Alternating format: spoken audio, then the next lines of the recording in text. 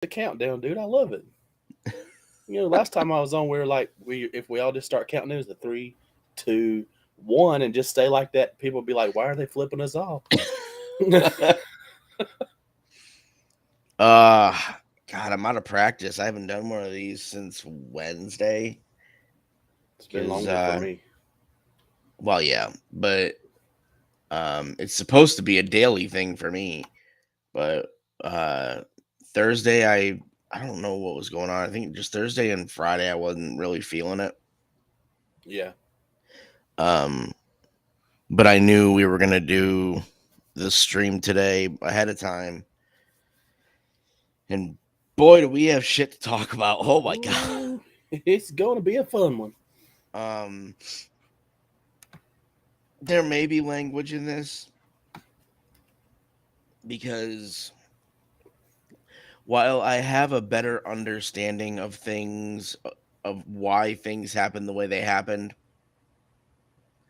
I'm still not happy with it Oh, because no, I'm not either. I don't necessarily, I mean,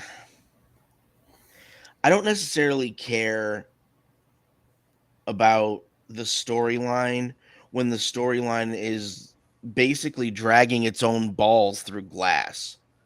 And I feel like with the main event on night 2, that's what it was doing. But I don't want this whole stream to be negative, so I want to. I'm trying to. Maybe you have a better memory than I do, or else I can pull up a list of all the matches in succession.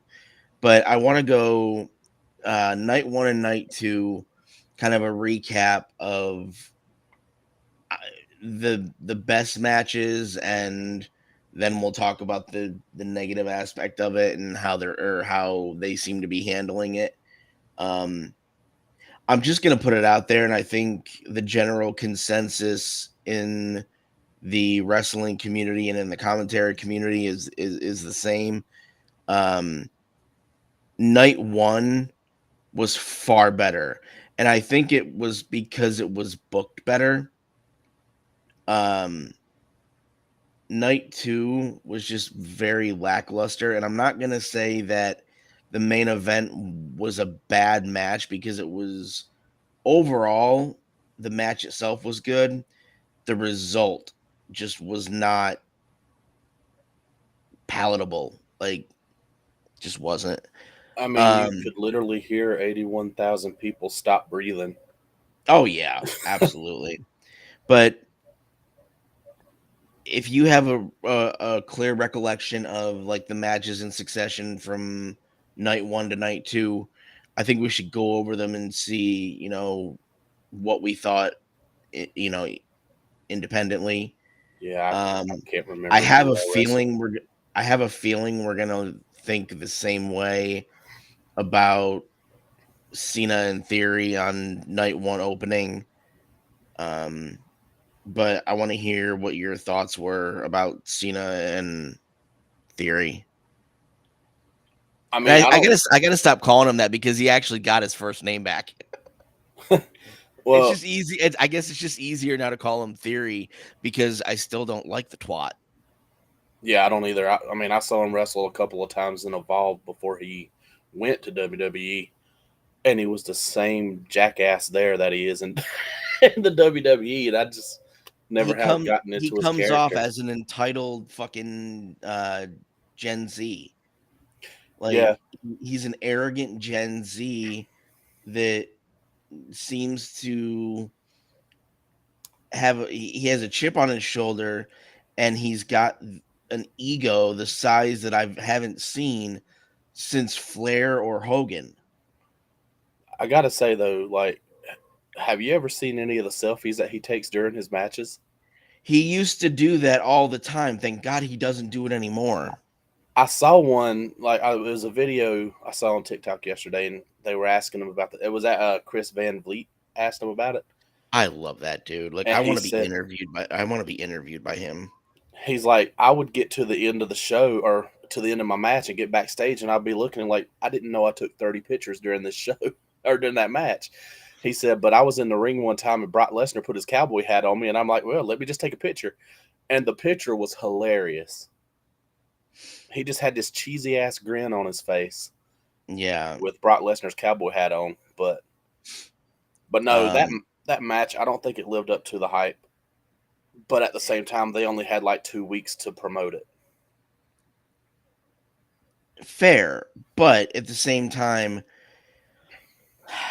I'm not even gonna put all the weight on Theory because John Cena knows what's expected of him by the fans when he goes out there, and even he fell short. Like it, it felt like they were playing a game of cat and mouse and then a game of grab ass. That's what it felt like because it didn't seem like there was any technicality to it. It was just a way to open the show, and it was a shitty way to open the show. Like I would have much rather seen Miz get his ass kicked to open the show. Yeah, but with him being the host, they had to wait till later. That's beside the point. I'm just But saying. but I mean, after all these years of Cena getting hated on by the crowd, for me it was just kind of weird seeing them cheer him. Like he wouldn't turn heel. He's been a face for like 20 years, and the Yeah. fans, he'd be in the ring and part of the crowd's yelling "Let's go Cena," and then the biggest part, like maybe a third of the arena's yelling "Let's go Cena," and the other 2/3 are yelling "Cena sucks." Yeah, I know. But Um but the whole thing, and I know you know this, but for people that aren't really in the wrestling world and don't understand it, my understanding is that Cena was told that if he ever turned heel, he would not be as attractive to Make a Wish. I mean, they're completely right. And no, and I'm not saying they're wrong, but that was my understanding of what I was told a couple of years ago, was that the reason Cena will never turn heel is because he would be unattractive to uh, organizations like Make a Wish. But I don't necessarily think he would, because I think, just like, well, I mean, there was people that hated Roman when he was a face because he was a fucking weenie. Um, Well, I mean, they tried to turn him into John Cena 2.0, and the yeah. fans wasn't getting into it. And I love Roman as a heel. I just don't like the fact that he has had such a run with the belts. Because, and I'm getting all over the place. We're supposed to be going in succession here. Um, Kind of get back on track. What was after Cena in Theory? I honestly don't remember. Jesus Christ! I asked you if I'm you knew. No, I said earlier I don't remember the order. Let me see if I can. Let's see.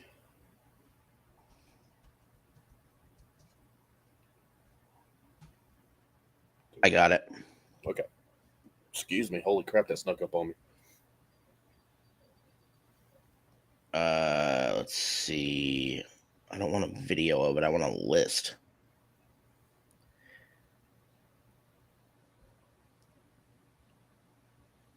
Oh, it was Strowman and Ricochet, the Street Profits, Alpha Academy, and Viking Raiders.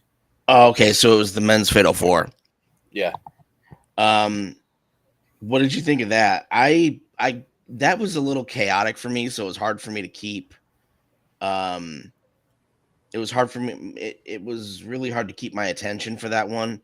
I think I just loosely watched that one. It didn't really. Well, because a match like that, you don't have to tag your tag. Your partner doesn't have to tag you to get into the ring. Right. Um, but I'm gonna tell you what stuck out for me the most from that whole match. Hmm. 5'8" Chad Gable giving Braun Strowman a German suplex. That, yeah, that kind of shocked the hell out of I me. have said this for years. Chad Gable is one of, like, he can wrestle circles around most of that roster, but they Hmm. won't push him because he's short. At one point, they changed his name to Shorty G. Are we talking wrestling today? Yes, we Yes, are. Amanda, we are talking wrestling because overall, I think WrestleMania was great, but yesterday was just a shit show. So, um, if we had all been on a video chat yesterday, you probably would have heard Chad and me swearing and coming up with words that didn't exist before. Um, Yeah, we would have invented some new cuss words. oh yeah, but we'll get to that. Um, I want to. Where the hell are you have the list up, right? Because Yeah, I'm only getting night two. It's not giving me a full breakdown. Um, after no, that was night two. Damn it. yeah. Um, After that was Rollins and Logan Paul. I'm torn on that one. I understand people's apprehension toward Logan Paul. At the same time, he has busted his ass to make something of himself in that industry. So Yeah. I'm not gonna begrudge him that. Um, do I really think that there is heat or hatred between him and Seth outside?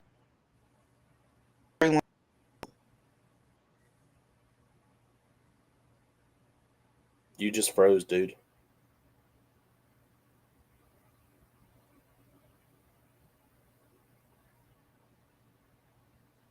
Can you still hear me? I can now, but you froze for like 20 seconds.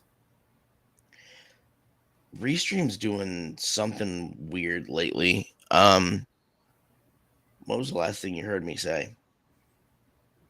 Do you think there's hatred between Rollins and Logan Paul?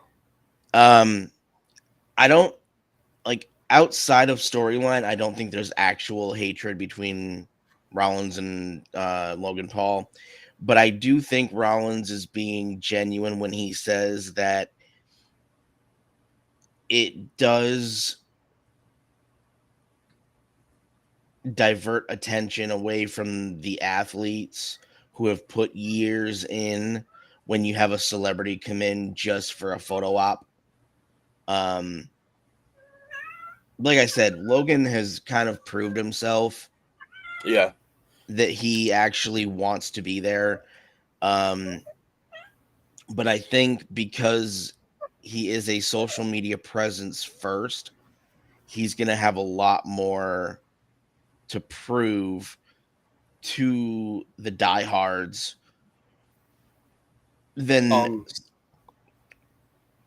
on that same note, though, to be fair, people said the same thing about the Miz when he came in because he came in from reality TV. yeah. And the Miz, like I thought he was just going to be a joke and be a flash in the pan and be gone within like 2 years, Yeah. and it's been But like 20. really, Miz has been there that long? I believe he was on Tough Enough in 2003. Wow. Can we not remind me of 2003 because that means I've been out of school 20 years. I don't want to hear that. I've Um, been out of school 24. I don't care. I'm I'm having a problem dealing with 20 here. I mean, in my Um, mind, 20 years ago was still the 80s, dude. yeah, it's like those memes it's those memes that go around it, it's 2023 and I'm still listening to 70s and 80s music. Right. Um, but yeah, I did I did appreciate that both Seth and Logan paid tribute to HBK. Yeah. I thought that was cool. I do think that because Logan is now inserting himself into WWE, that you have his fans who don't know dick about wrestling coming in and, voicing their opinions that really don't mean anything. Um, but there were a few, and I think I told you this, there were a few people after that match that were absolutely just lighting Logan on fire online, saying that it was disrespectful for him to come in that way because instead of relating it to HBK, they were saying that it was the same as Owen. Yeah, And no. if I mean, if you know how Owen came in and you know how HBK came in, I'm guessing you're a fan. So I don't know if it was Logan's disconnected fans that were saying that, but if you know those two instances and you know what happened to Owen, you should know that the way that both of them came in was a tribute to HBK. Yeah. Although Seth really looked like he was in bondage gear. I'm sorry. Yeah, he Um did. Granted, HBK did too, but it was flashy back then. It wasn't really. I mean, I guess it could have been bondage gear back then, but it was just something flashy back then. Seth just looked like, you know, he and Becky had some fun before the match and he just forgot to take his bondage gear off. I'm going to, I'm going to I mean, hell for that. I mean, it might not have been so bad if he wasn't wearing pink and if he didn't have red satin gloves on. The color scheme got me. Yeah. The Like he color looked like he scheme did. walked straight up out of Valentine's Day. Yeah, like he looked like a villain from Candyland. That's all I can think. He looked like a villain from Candyland. Um, I'm not gonna make that joke because that's gonna be on the internet forever. Never mind. Um, I'll tell you after. Okay. Cupid Uh, himself. That's what Amanda just said. even Cupid would have looked at Seth and gone, you know what? Fuck you, dude. Get out of here. I mean, to be Um, fair, Rollins had more covering himself than what Cupid would yeah, have. and to equate what Rollins was wearing to Cupid, just put the mental image of Rollins in a diaper in my head, and I don't want that. Well, I didn't have it till you just said that. Thanks a lot, Ryan, If it had to be in my head, it had to be in yours. and everybody else is in the chat too. As far as technicality, as far as the match went, what did you think? I thought it was awesome. Um, I thought it was funny that the Prime bottle was actually Logan's buddy KSI, who's also another, internet personality on YouTube. Um, I thought that was funny. I really wonder how much prep they did with KSI for him to be launched upon by Logan. Um, because it's really like that. You That's no joke. That hurts. you can pretty much bet that they had them do that spot several times before, just so he'd know what to get used to. Um, However, when Logan did that frog splash, I'm sitting there going, I know he had to see Rollins get up because where the camera angle was, I'm like, he didn't even jump till well after Rollins got off the table. And then when they showed the replay, I'm like, oh, I didn't see him spitting his energy drink up in the air, and he spit it up and then just jumped. I'm like, from the camera angle, I couldn't see him looking up. Oh, see, and I had the same kind of outlook as you. It's like it seemed like Logan was just sitting there waiting for Rollins to set it up, so it looked like um Logan knew what was about to happen. I didn't realize he was looking up either because it made it look like he was just watching it happen and then Yeah, did it so that he knew he was going to, dive bomb his best friend. yeah. Um but no, I didn't see him do Like I the didn't see it in I real didn't see time. him do I didn't see him do the spit take. Yeah, it was only after they showed the replay, and he spit the energy drink up and then jumped, and I'm like, oh, okay, now it makes sense. So he pulled a Triple H, Pretty much. and Triple H pulled the rug out from everybody. We won't get into that yet. Uh, God, But I gotta say though, it's I hard. It's saw hard to be. I'm gonna say it's hard to be positive when we had to endure night two, because, like I told you, I think what happened in night two unfortunately overshadowed the fact that Rhea Ripley absolutely should have been the talk of that whole event, night one and night two. Like that should be what we're talking well, about. here's the thing. But they screwed the pooch and fucked up night two. Here's the thing though. If that main event had been different, people still wouldn't have been talking about Rhea. They would have been talking about the outcome still. Because Um, that's what everybody went to see. I agree, but I still think that there would have been a lot more of a focus than maybe and, and not all of the commentary is out yet. So maybe a lot of channels are waiting to talk about it. But you're right, I haven't seen a lot of people talking about Rhea either way. Even before night two happened. Um, but what was the next match after the Pretty Boys?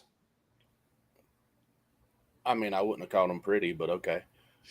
I mean, they were looking flashy and like they were trying to, pedal ass on Skid Row in California.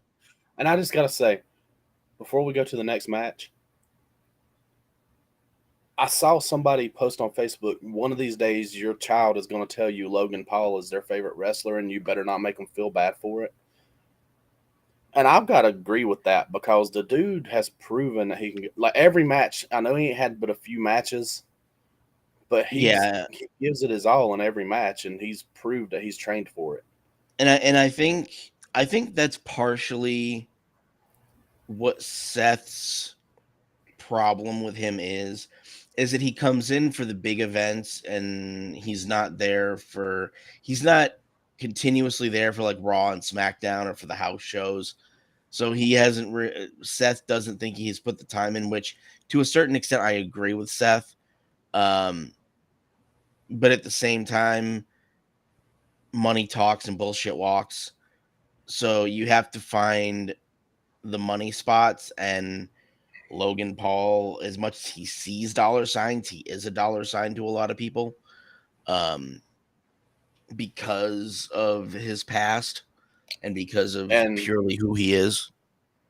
I mean every match that he's been in, he's had a a major moment that people still talk about. Like at the Rumble, him and Ricochet were on opposite sides of the rings. Right.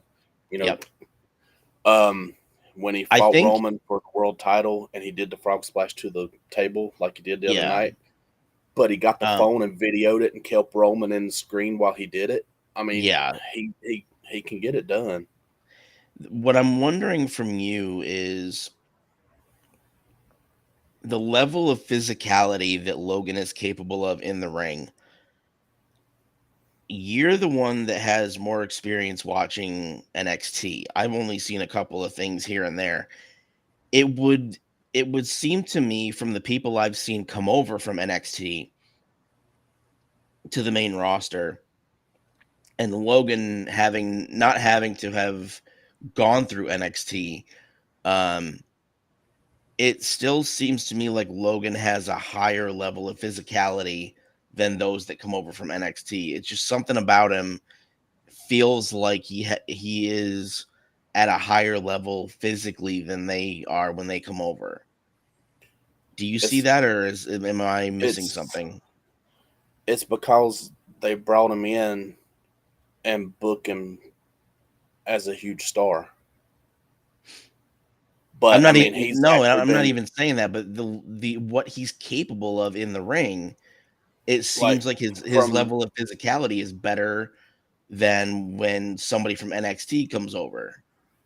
from my understanding, he has his own wrestling ring at his Well, I house, mean, the guy almost has and more money than God, so I wouldn't be surprised. and he like he's been training for years, so he's probably been training for years a lot, like been training a lot longer than some of the NXT people. Yeah. And then you have, not to be a pun or not to no pun intended, because of Scott Steiner, but you got Braun Breaker being the genetic freak that he is. When he got signed to the WWE, he had only been in the industry for like 4 or 5 months, but he Yeah. took to it like a duck to water. But I mean, when Scott Steiner's your uncle and Rick Steiner's your dad, you almost can't fail. Oh, I did not know that. Like, literally, genetically, he's related to them? Yes, Rick Oh, Steiner is wow. his dad, Oh, wow, okay. Um, and that's when you were saying the other day that you think Braun Breaker is gonna be coming into the main roster, I wasn't exactly sure what you meant. I did see, the NXT pay-per-view, but or premium live event, fucking I'm still bougie calling it ass pay per view. I shit. don't care what they want to say; it's still a pay per view. Well, I mean, I understand why they call it a premium live event instead of a pay-per-view because you're not paying for that independently. You're watching it on a service that you pay for that has other things. So I understand why they changed the name of it. But yeah, traditionally it's still a pay-per-view. Yeah, I And I mean, think the old school people like us are going to still call it that. yeah, But so I saw the NXT pay-per-view. I didn't see all of it. I saw bits and pieces toward the end. But the one thing when you said that it looked like Braun Breaker was going to be brought up to the main roster, I didn't understand that until I saw the the vignettes with him and who was it? Was it AJ? I didn't watch the NXT pay per view because I was. No, In, no, this was during Mania.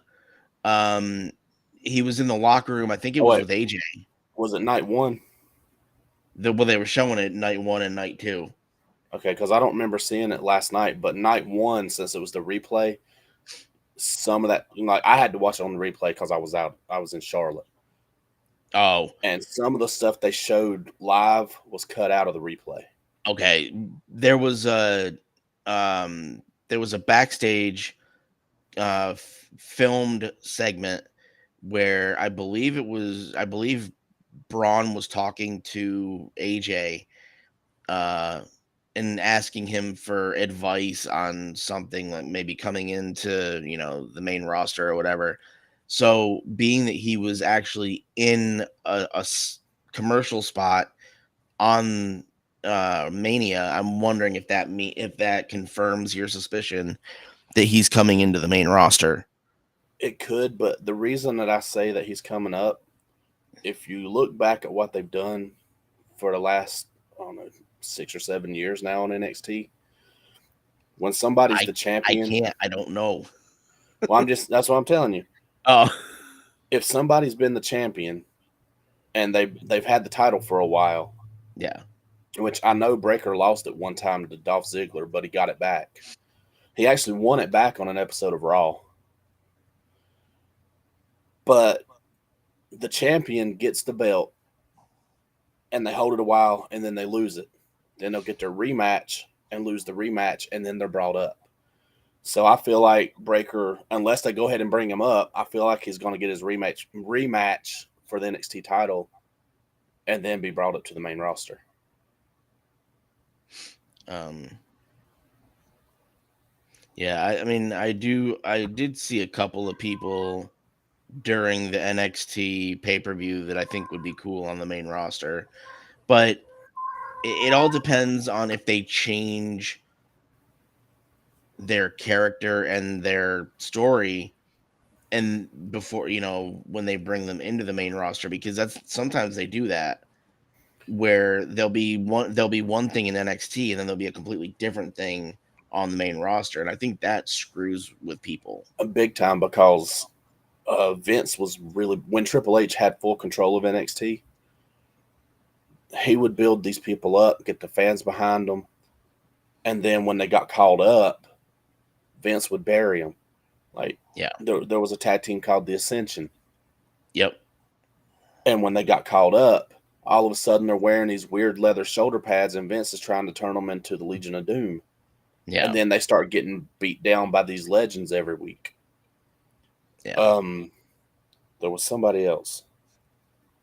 Oh, Carrie and Cross. Yep. He gets called up to the main roster, and he's in his stupid glimmet, gladiator gimmick. I mean, I understand it's probably 5 o'clock somewhere, but really, I can't English today. you can't English on days that end in Y. That's right, Um, because I'm a Southerner. I speak redneck. um, now what was? Oh God, I forgot what match we just ended up on. So The next match is Becky Lynch, Lita, and Trish against Damage Control. I, as much as I love seeing former talent come in, and as much as Lita was one of my favorites back in the day, I really don't think that she can hang as well as she used to. Um. Oh yeah, she's taking. I thought that meant she was leaving. Uh. No, but I honestly like Trish can still hang. Like she can still do it. Lita is a lot less agile or a lot slower in her movements. Not to say she's, slowing down, so to speak, but I think as she's gotten older and as she's only been there for certain events and she's not continuously doing it, I think she's slowed down.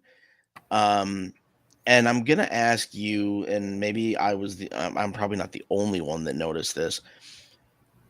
When when I heard an interview with Lita a few years ago, she was talking about the way that she presented herself when she first came into the WWE, and she needed something that people would obviously connect to her as far as a visual cue, and that's why she would wear the low rise wide leg jeans with the thong hanging out. Tell me why during Mania she had a what looked to be a leotard on and still had the thong over it.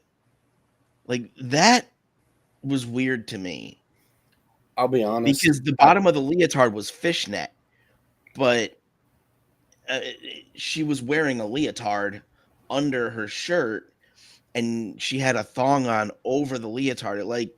That's like when a fucking 7-year-old puts seven different pieces of clothing on and calls it dress up. Yeah, so I tried to watch that match, and I mean, I've heard people say it was a good match. I just, for whatever reason, I couldn't get into that match. I wasn't really impressed with it. I do think that it sounds like some Madonna shit. Current Madonna, yes. Madonna that looks like a, freaking over saturated, blown up fish. Um, after seeing how Lita, Trish, and Becky engaged with um, Damage Control, I'm not necessarily going to put the onus on Bailey, but I don't think that stable or whatever they're calling them nowadays, I don't think that group works. And I think that there's no cohesion there. Like there's no unification in that group. So I don't think that there was any they weren't working as a unit. They were working trying It, to work independently but trying to look like they were working cohesively. here's so I mean, here's she has a whole book of, things that she did in the 90s. I'll send you the link to that if you want. Um, no Chad here's knows what I'm talking about. yeah, here's the problem. Okay, they dropped the ball on Damage Control, I think last year, Mhm. because if I remember right, Dakota Kai and Io Sky had tag team titles at one point. Well, Bailey, wasn't Damage Control how they brought them back because they had just been released? yeah, well, Bailey had come back from an injury, Right. and I think it was SummerSlam last year. Bailey made a return at SummerSlam and was in the, on the walkway, Hmm. staring at Bianca Belair, and then Dakota Kai's music hit and she come out, and then Io Sky's music hit and she come out. But they, I'm if I remember right, Kai and Sky got the women's tag team titles. Bailey had a match for the women's title against Bianca Belair in a ladder Hmm. match, and she Yeah. lost. And I think that hurt the group as a whole because how are you going to let your leader lose her match while the other two have titles? They should have put all three had a belt on all three of them, and it would have given them a whole lot more steam and let them get a whole lot more heat. Yeah, but then you have, the next tag team match that we're going to talk about where they lost their titles and their leader still has his fucking title. I'm sorry, I'm getting ahead of myself and getting angry. Um I That's why I put language warning in the title because it's going to get bad. Um but I like Bailey as a face and I like Bailey as a heel. I like Bailey as a heel better because I think it's more entertaining. Um because you can only be the huggable smiley type for so long before it's like I want to shove a pie in your face just to piss you off. Um but I almost felt like when Bailey was a face, I almost felt like she was afraid to turn heel or they were afraid to turn her heel because of how she was viewed by younger girls. That's exactly what it was. They wanted Um her to be a like. There were interviews where they said they wanted her to be the female John Cena, yeah. and they realized at some point that it wasn't going to work. In all honesty, after night 1, if they had turned her into the female John Cena, she probably would have still had more hair than he does. Oh, Um yeah. I mean, you've got an aging doctor of thugonomics out there. He just needs to go ahead and shave his head and give himself the Kurt Angle treatment, like looking like that was Ernest P. rough. Worrell out And there. now I don't want to, backtrack too much, but is John starting to? I mean, John's not old by our standards, but is John starting to show his age? Like he Yeah, really looked like he was starting to look long in the face and really starting to show his age. I mean, he's in his 40s, but But there, even you don't look as old as John Cena. I don't put my body through what equates to a million little mini car crashes every day either. True. I mean, but like he Yes, looks, Amanda. Yes, I was gonna say that there was a meme said John Cena out here turning into Ernest P. Worrell and had a picture of him and Ernest right next to each other, and they look the same. yeah, because it seems like from the last time I saw John to night 1 of Mania, I don't know, like he lost a significant amount of muscle mass and he did not look like he was as jacked up as he normally was. He probably ain't been in the gym because of all the other crap he's having to do. Maybe. But I mean, Dwayne does the same amount of movies that John does, arguably, and he's still in the gym constantly, and he actually looks younger now than he did back then. Yeah, but at the same time, he's not still employed by the WWE and going on all these goodwill ambassador tours and stuff too. True. Um, all right. Who was after? Can't unsee it. If they were on Maury, Maury would have ripped the test results and just said you. Oh my god, Amanda, you need to get your setup fixed so you can actually be on with us and say That's stuff like that. that is great. That's gold. um, I mean, is Becky Lynch, because obviously Becky Lynch was the one that brought out Lita and Trish. Is Becky Lynch the one that, because she keeps calling on them, is she the one that's keeping them relevant? I don't know because they bring Trish back quite a bit for Mania. Okay, Trish not considered, is she keeping Lita uh relevant? I don't think so. I think WWE's just trying to find stuff to do with her because she has had a backstage contract and she's had a contract as an announcer for events and stuff. I just think WWE's trying to throw stuff at the wall and see what sticks with her. Because I mean, I know that because of the actual in real life history, it wouldn't work. But I think the only way to give Lita the pop that they want her to have still is to put her back with the Hardys when Jeff comes back. But I don't know I think if Jeff's burned his last bridge with the WWE. really.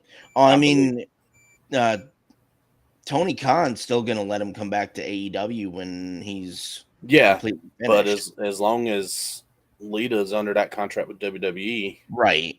Right. But I'm saying, I think realistically, because Lita was Le- Lita was just a valet for SA when she started out.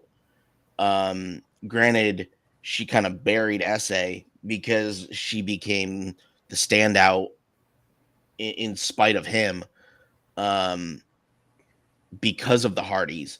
But I really think that what the Hardys represented and what the Hardys were capable of doing, I think eventually that just put Lita back in the valet kind of role, because even though her physicality was very much up there as far as the women's division, I think partnered with the Hardys, she was just eye candy at that point. Yes, well, she yeah, helped. Yes, she helped them quite a bit, and she was good at it. But I think eventually she just kind of fell back into that valet role. And I think without them, I don't know if she has the that singles ability anymore. I think that's why she's coming out with Trish all the time, or coming out when Becky or comes to calling.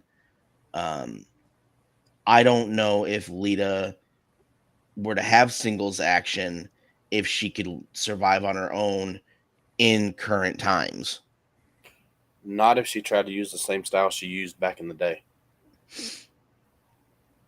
No, and She, that's why I was saying it looks like she's slowing down a little, or a little too cautious now for what she's known for doing. Because some of it was, I mean, I don't want to say it was sloppy, but it was definitely running in slow motion. That's the only way yeah, I can describe it. Um, what do we got after the women's fatal four? the match that I think stole the night: Rey Mysterio and Dominic. That one, That match like, was I mean, phenomenal. honestly, we should have started the conversation talking about the Hall of Fame. Um, because that the Hall of Fame was just as good. That was actually the first time I ever saw the Hall of Fame ceremony. But um yeah, that was something to behold. That was something great. That Um match, Dominic's ring gear was fire. oh yeah, and I still think it's funny that he had mommy on his ass. MAMI for Yeah, those who aren't, wrestling adjacent or involved in wrestling. He had the word MAMI, mommy, in Spanish, uh on his ass, which because was of on air hilarious. girlfriend. Yeah. Um, but I wonder if that means that anytime he sat down that he was sitting on Rhea. I'm Wow. not going there. That might not be a YouTube appropriate. Um, but You done went there, my friend. no, I know. Overall, I mean, obviously, you said that was the match that stole the night. Breakdown for anybody that may not have seen it, and break it down in a way that would make them want to go see it. Like, what was your overall kind of opinion of that match, and what parts of it were kind of stand out to you, other than just the whole thing? Because yeah, I mean, the fact that it was the first time that WWE ever had a father son, or no, I'm getting. They were the first ever father son duo to win a tag team title. yeah, Um, when Dominic first came out as a face, right? yeah, and then I think they said it's only the second time they've had a father son, match up against each other in like 20 years. Wow. But as much as I don't like Rey Mysterio, I've never been a fan.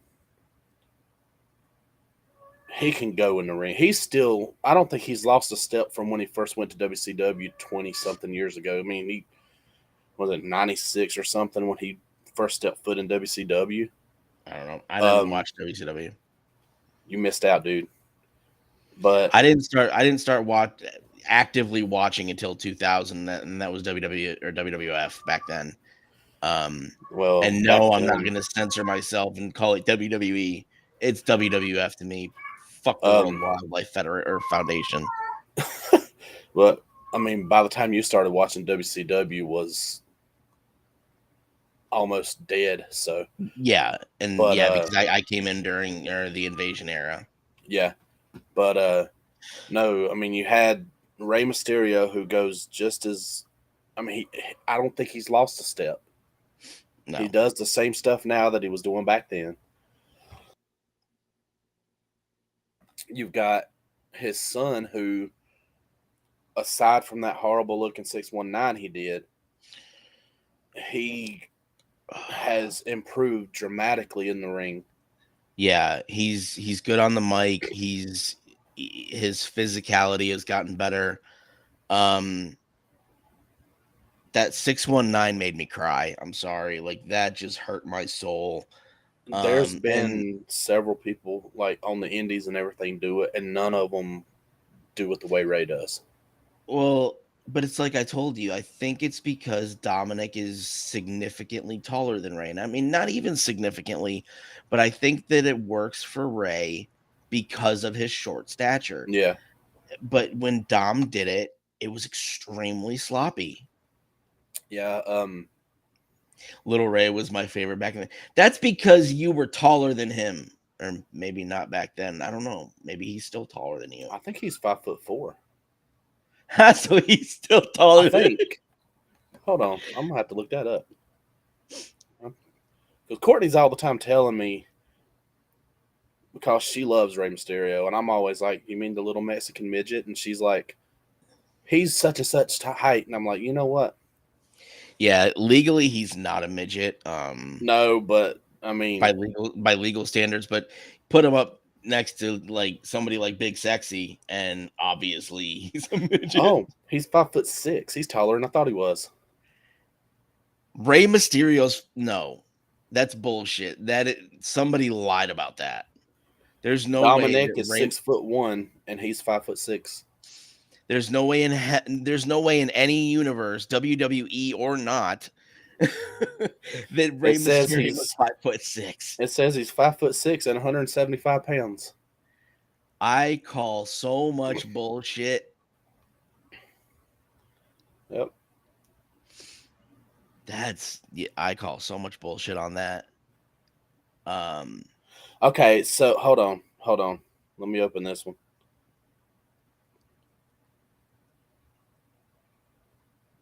Okay, so this says build by. So I was right. So build by WWE is 5'6". He once claimed I'm 5'4" and 175 pounds. In this photo, I'm wearing 1 inch Nikes. I was gonna say he's got to be wearing like the platforms. But no, that match, if you ever needed a reason to try to watch wrestling, Oh yeah, just go watch like that match. You'll see wrestling done right. um, and I know that the heat between Ray and Dom is complete storyline and doesn't exist in real life. Um, but I think just by virtue of them being related in real life, I think that's why that storyline works. Yeah. Because if it was just two people that they put together as father and son, I don't think the heat would work as well. No. Uh, Um, but I think because there is a legit emotional connection, I think that's why it works. Um, and I've said this to you. I'm concerned for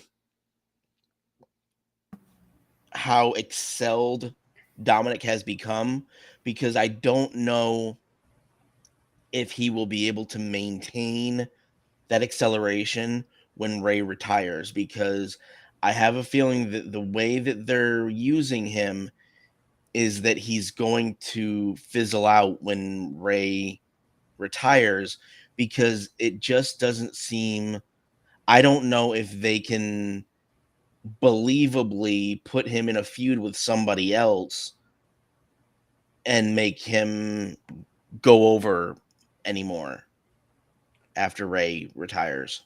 I think he'll be all right. If he goes out and keeps having matches the way he's been having lately, he'll be fine. Yeah, but I'm talking WWE is very story driven. Like, Um I think at some point he's going to have outlived his usefulness with the Judgment Day. I think yeah, Judgment Day he is going to turn on him, and then he's going to hype have the fans behind him again. hypothetically, what like a scenario in your head, what do you see as a storyline for bad blood between him and Rhea if that were to ever be a storyline? Like how do you see that playing out? I honestly don't know. That's a good question. Because I think because of the connection that they have him in with Rhea as far as storyline, I think that's the only way that he continues to get heat is eventually when Ray retires, make Dom have heat with Rhea, and that's how he continues being an effective heel. The only way I could see him and Rhea going after each other like that would be in my head, and maybe it's just cause what I would like to see would be, you know, him and Finn Balor start having little disagreements about stuff. I think Dominic and Finn Balor could have a hell of a feud. And That might be something, but and also I'm thinking of it now. I don't know that they would have an intergender feud because I don't know if that would work in the no, no, no, PG. no, no. But what I'm saying is, I think, um, like in my head, put like start a, him and Finn Balor having a rift with each other, Right. and then starting, have Damian Priest and Rhea Ripley trying to keep the peace with them within the group, and at some point, Dom hits Finn and starts this feud, and Rhea's siding with the Judgment Day instead of Dominic. Yeah. I In don't all know. it, Something for about Finn Balor and Dominic. I want to see them two fight. yeah, I agree with that. Some it's I don't know why. I mean, and I guess it's still kind of weird to me to see that type of relationship connection as far as the storyline with Dom and Rhea. Um, because I thought in the beginning, if anybody's gonna have a relationship, it was gonna be Rhea and Damien. I honestly thought that's what was gonna happen. I honestly didn't see Rhea and Dominic, but when she come out and told Rey Mysterio, "I turned your boy into a man," I I didn't see died. that. I didn't see that when it happened, but I've seen clips of it and I laugh every time. I died. I'm like, damn. You know, Um, yeah. I mean, I have to wonder. I mean, obviously Finn can hold himself as a singles performer.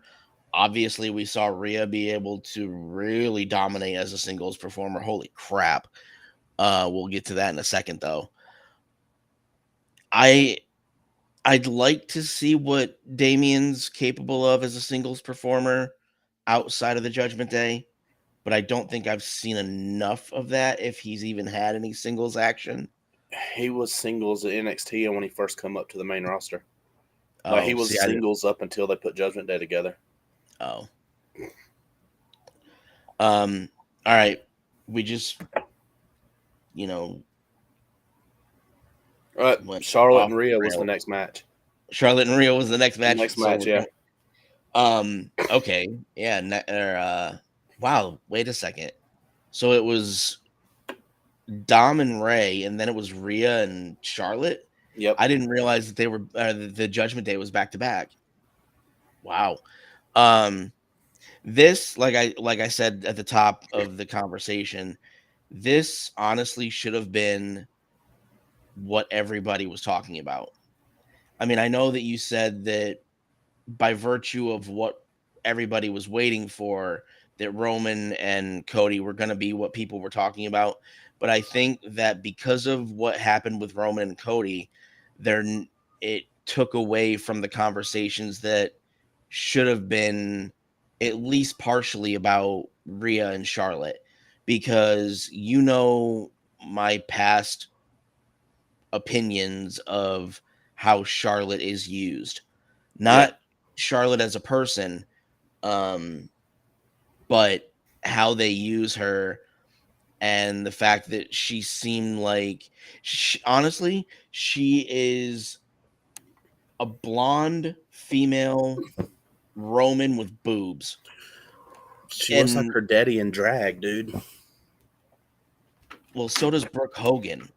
Um, but my point is, they were making, up until her match with Rhea, really, they were pretty much making Charlotte Teflon. They were Yeah. making her impenetrable. Impenetrable. She may not be impenetrable once she has kids. I had to go there. It was in my head and it had to come out. But Why? but no, they were basically making it look like Charlotte was impenetrable and unbeatable. And I really had hopes for night 2 with the main event, after seeing Rhea and Charlotte, if somebody was able to finally take down Charlotte the way that Rhea did, um, because that was something to behold. I mean, I know that the outcomes are predetermined. Don't yell at me. I know the outcomes are predetermined by creative and all that, but it's how, and I'll agree with Hunter on one thing: it's how they tell the story. Mhm. Um, and I think that was beautifully done, um, because I think I was just as concerned for Charlotte as much as I wanted Rhea to win, because Charlotte took a beating, and she also, there were times where she was put in a position, literally, where I thought she was going to get a severe injury. And I think that was, for as far as night 1 goes, that was the match that really scared me the most, because I think that that was the one where Charlotte. I mean, that was the match where you had one of the competitors consistently being put in a position where it could have caused severe injury. When she over rotated on that German and landed on her face, she had the Yeah, mat burn right here on her nose. yeah, Like when I saw that, I was surprised she got up. yeah. Um, and then there was one where I think it was when she was up on the ropes, Rhea was behind her, and they both catapulted off the ropes kind of backward. And then the way that she landed, when it looked like her neck was going to snap. Yeah. Um, so, I've never denied that Charlotte was a great performer and a great athlete. Um, I just didn't like the storylines because, you know, there were people that she was going up against that I liked a little bit better. Same. Um, but I think, like I said, that was the match where I actually, like I said, I'm ecstatic that Rhea won. It was, what needed to happen. But I was, as far as safety, I think I was more concerned for Charlotte. Oh yeah. I mean, I was too. I I've never been a fan, but Because, she even if like no matter how much you like or dislike a wrestler, mhm, nobody wants to see either one of them get a serious injury in the ring because they're out there performing for the fans. yeah, Like I never could stand Ric Flair. He was I still always can't. fighting. Well, yeah, but when I was growing up, him and Sting were always feuding. They were always going at it, and Sting's my all-time favorite wrestler. So as much as I wanted Sting to just beat the hell out of him every match, I, if he'd have broken his arm or his leg or something in a match, I'd have felt bad for him. Yeah. Um,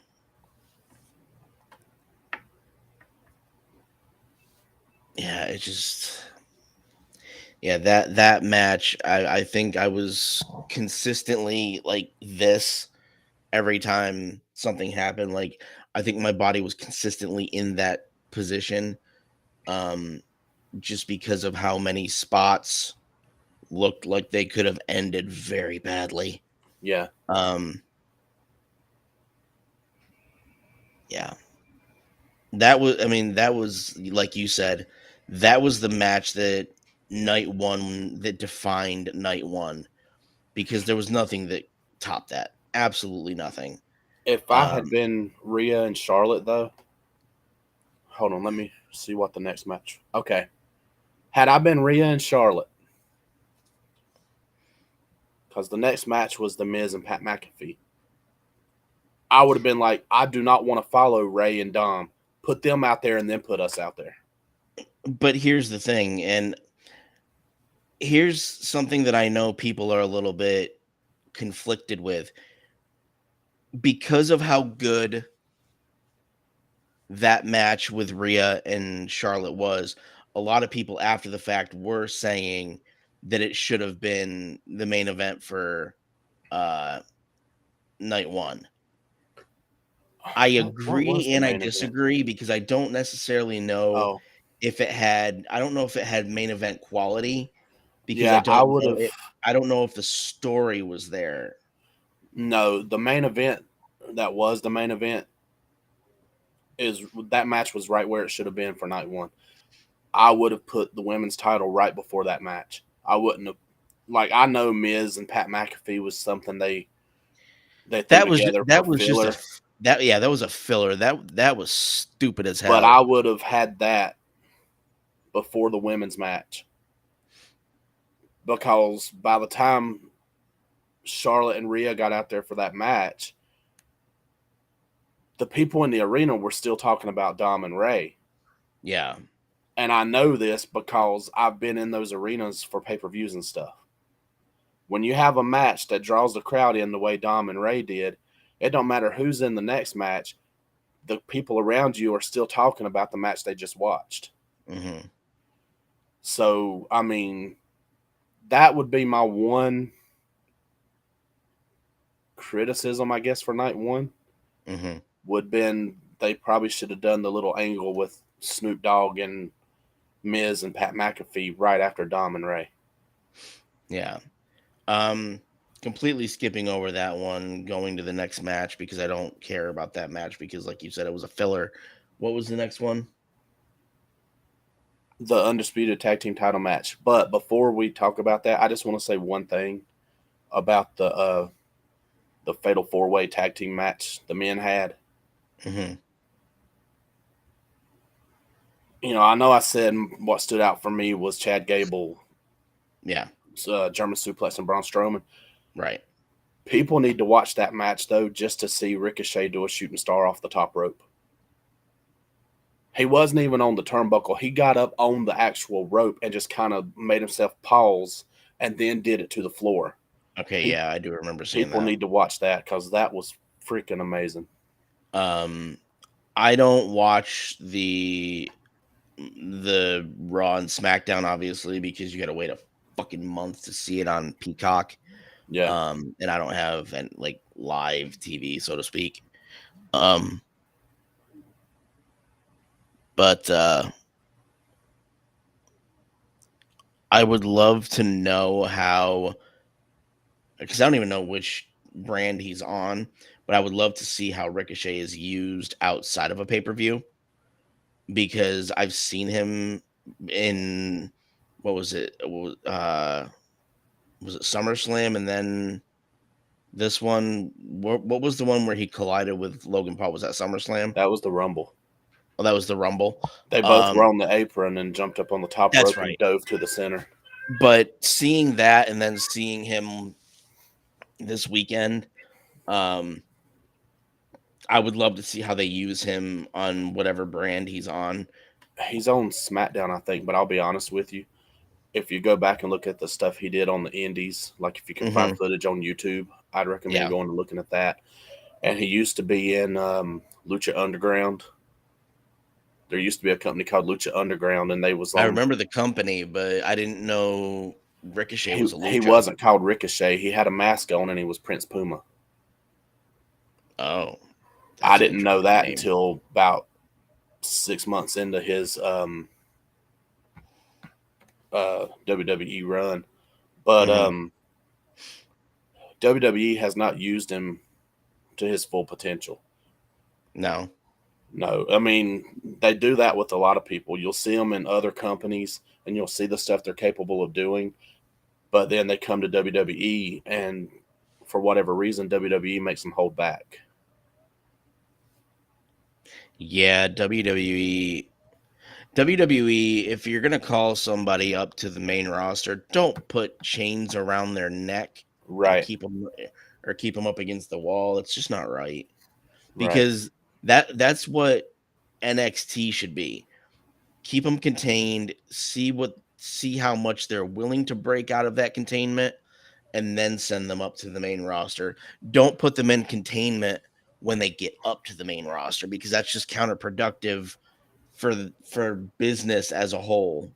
Yeah. Um, but yeah, let's get to this match because you're So gonna keep yeah, rambling. it's the Usos and Sami Zayn and Kevin Owens. That like I was somebody said that it was time for the Usos to relinquish the titles, and I agree. Um, Again, I'm gonna say the fact that they lost the titles should have meant that the other one lost the titles. Yeah. Um, but you know, and I think at the end of this we'll talk about the the press conference that Hunter held after Mania because the way he was so dismissive and just didn't he because they or even people said the press was really good at um pressuring him to answer questions, but he was so dismissive and just very blasé about it. It made me want to punch him. And I haven't, and I, like I told you, I haven't disliked him that much since he was active in ring in the early 2000s. But See, back then, I mean, he's my second favorite wrestler, but back then there wasn't a better heel in the business. right, no, and I agree. Um, but yeah, we got to talk about this match before we get too far off. Yeah, Um, yeah, it needed because it was literally part of the bloodline story, and it's weird because you know the bloodline is such a large story that I think it had to exist both nights, or elements of it had to exist both nights. Whereas, you know, generally their stories, if they have one story, it they put it they contained in one night when it comes to Mania, or at least that's what I've seen. Um, they've never had the same story or elements of the same story on both nights, which I thought was interesting. Um, but I don't know. I don't know if I'm confident that Sammy and KO will have an effective run as tag teams, or as a tag team, because I honestly I feel like the writing might fall flat for them. I don't know. I mean, they've been a tag team before, and then they had them feud with each other. Yeah, But but I think the fact that they are feuding with the bloodline, once the bloodline goes away, I'm very concerned that creative is not going to be nice to them as far as storylines that they give them.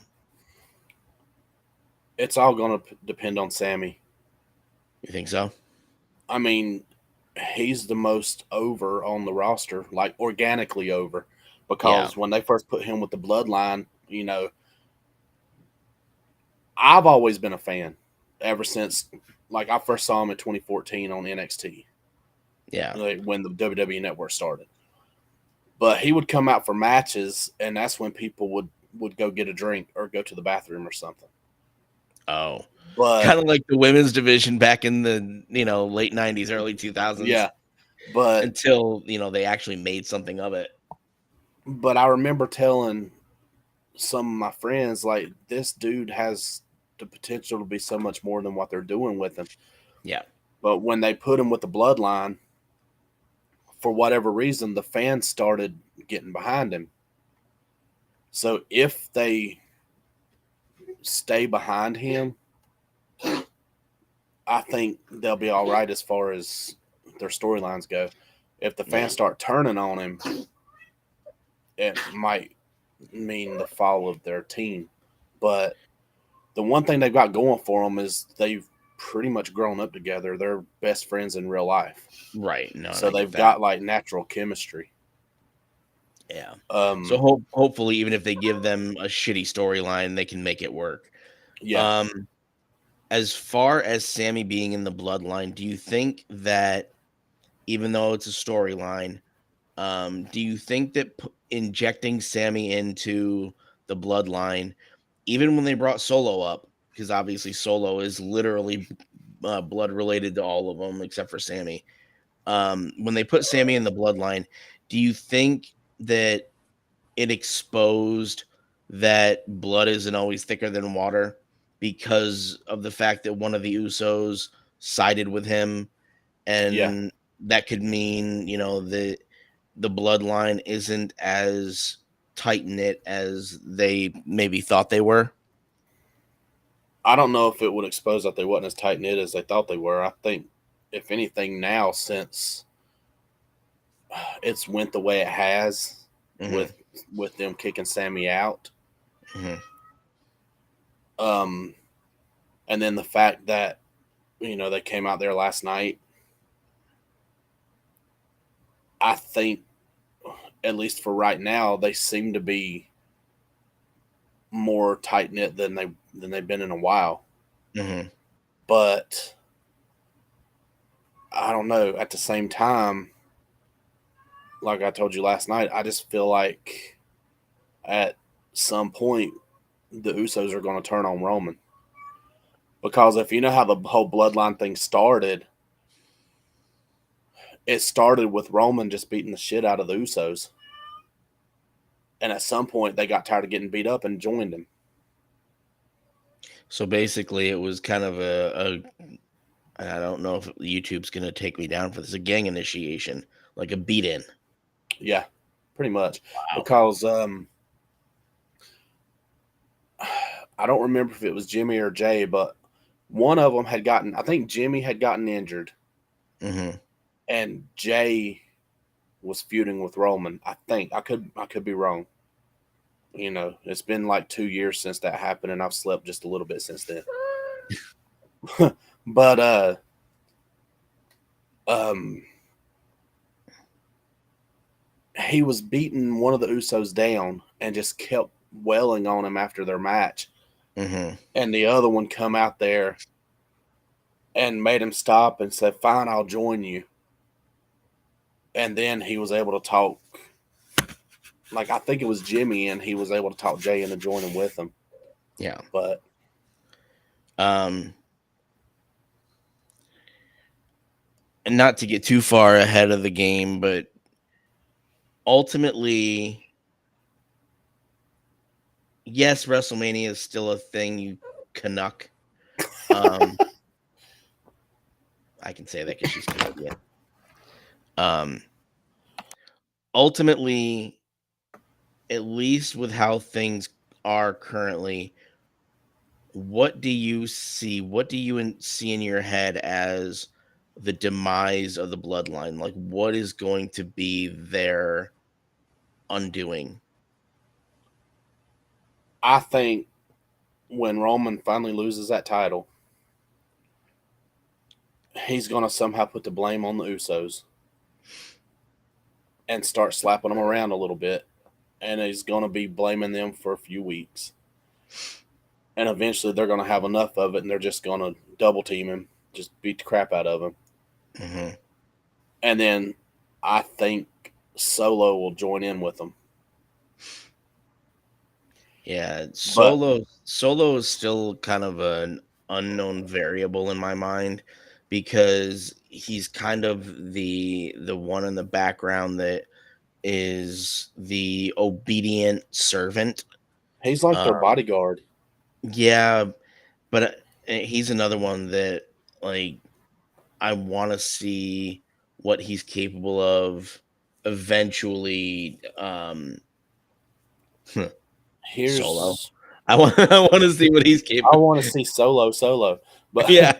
but he can wrestle, but the problem is I feel like he's trying too much to beat Umaga, because he does a lot of the same movements and mannerisms in the ring that Umaga did before he died. And actually, to that point, I want to ask you something.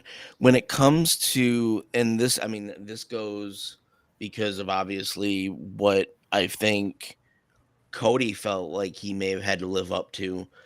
Do you think when you have such strong family roots in that industry that the newer blood from that family that comes into the industry, do you think that they feel like they have the name to live up to and aren't able to Oh, definitely. be and be seen independently? Yeah. If you don't feel like you need to live up to the name, you don't need to be in the business. You know, Yeah. if you're from a wrestling dynasty, you don't want to go out there and fail. Right. You know, um, it was like that with the Guerreros. It was like that with the Hart family. I mean, um these wrestling families, they just all they do is churn out stars, and you don't want to be the one to go out there and be like, "Oh, I couldn't do what the rest of my family did." Something just popped into my head, and I want to know your thoughts on it because obviously we did not see The Rock at Mania. In the same vein of living up to a family legacy,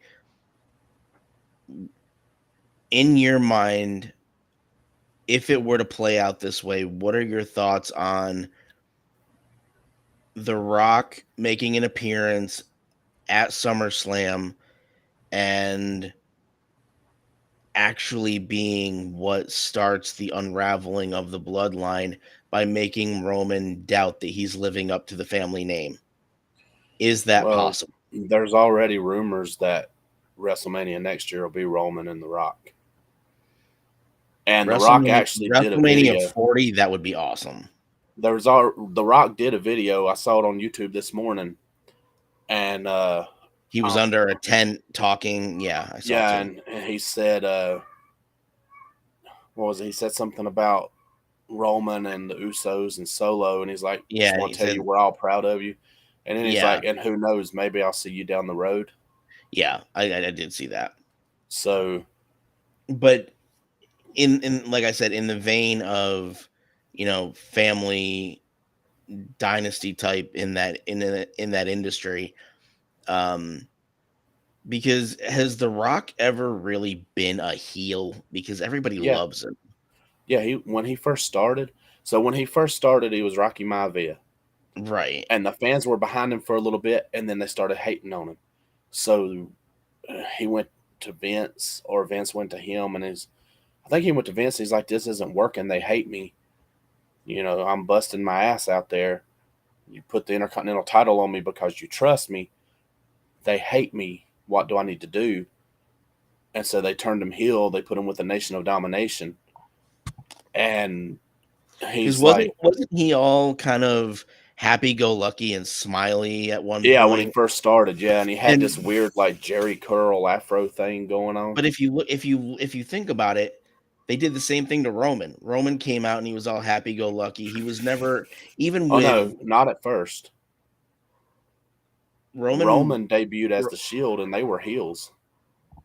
Oh, okay, yeah, that's right. They were all heels. Um, but even then, he wasn't taken seriously until he was a heel as a single. Yeah, that. Um, I but mean, it's weird to me that when Roman was a face, he essentially was this generation's version of The Rock because he was all kind of happy go lucky, kind of all smiley and shit. And then the fans got behind him when they finally turned him heel. Um, but I think you're right that whether it be The Rock, the Usos, or Solo, I think the family is going to be its own undoing. if And I I was can't wait to booking it, see that. if I was booking it, if they're gonna do the Rock and Roman next year, Yeah. if I was booking it, I would have Roman out there. Of course, it'd be after he lost the title because he doesn't need to hold it till WrestleMania next year. Spoiler alert if you ain't seen it. But I think they have him lose the title, have him out there complaining and be about how I'm the head of the table. I've beaten everybody, and nobody in the family can beat me or whatever. Then you have The Rock come out there and be like, "You think you're the head of the table, but you've never beaten me," and you start the feud like that. Um, what are your thoughts on? And I'm not gonna say this correctly, and Amanda's gonna laugh in the chat because I'm literally not going to phrase this correctly. But you're going to understand what I mean. This is gonna be on the internet forever, and it's gonna haunt me. What are your thoughts on a potential family five-way? Rock, Usos, Solo, and Roman all in the ring at WrestleMania 40, just beating the snot out of each other to see who comes out victorious. I mean, it would get the fans excited. And then, I mean, obviously, she hasn't had a lot of experience in NXT, but could that potentially be the main roster debut of Rock's daughter to come in and start yelling at them saying, "What the hell are you guys doing?" Possibly, but I haven't seen a whole lot of her. Um, Apparently she was at the NXT pay-per-view. I got to oh, I don't rewatch doubt she it. was at it. She was involved apparently. I got to rewatch it cuz I don't think I saw that part. But the Um last I saw, because I haven't actually watched that much NXT lately, but the last I saw was when she debuted and she was part of that uh, little cult thing. I saw bits and pieces of that like on social media. I can't remember the dude's first name. His last name, I think, is Gacy. Maybe. Uh, But yeah, I think see we're talking about too much of night 2 before we finish night 1. Um oh no, we were talking about the last match of night one, that oh tag yeah, team that's title right. match. It just kind of bled into night 2. Yeah, That's the problem with splitting the it same was. story up into 2 nights. I mean, Um that's what happens. You got the bloodline; it's gonna yeah. bleed. So I that gets us into night 2. Um do you think night 2 started off as weak as night 1? Weaker, I Weaker? Really? yes, How so? because Omos can't wrestle, Yeah, and and the again, match was like 3 or 4 minutes, and it was over. and what's weird is, and I think I said this to you, my view of Brock in the beginning was the same as my view of Charlotte in the beginning, and the match between Brock and Omos actually made me concerned for Brock's health because Omos bear hugged him and his face was purple the entire time, the rest of the time of the match.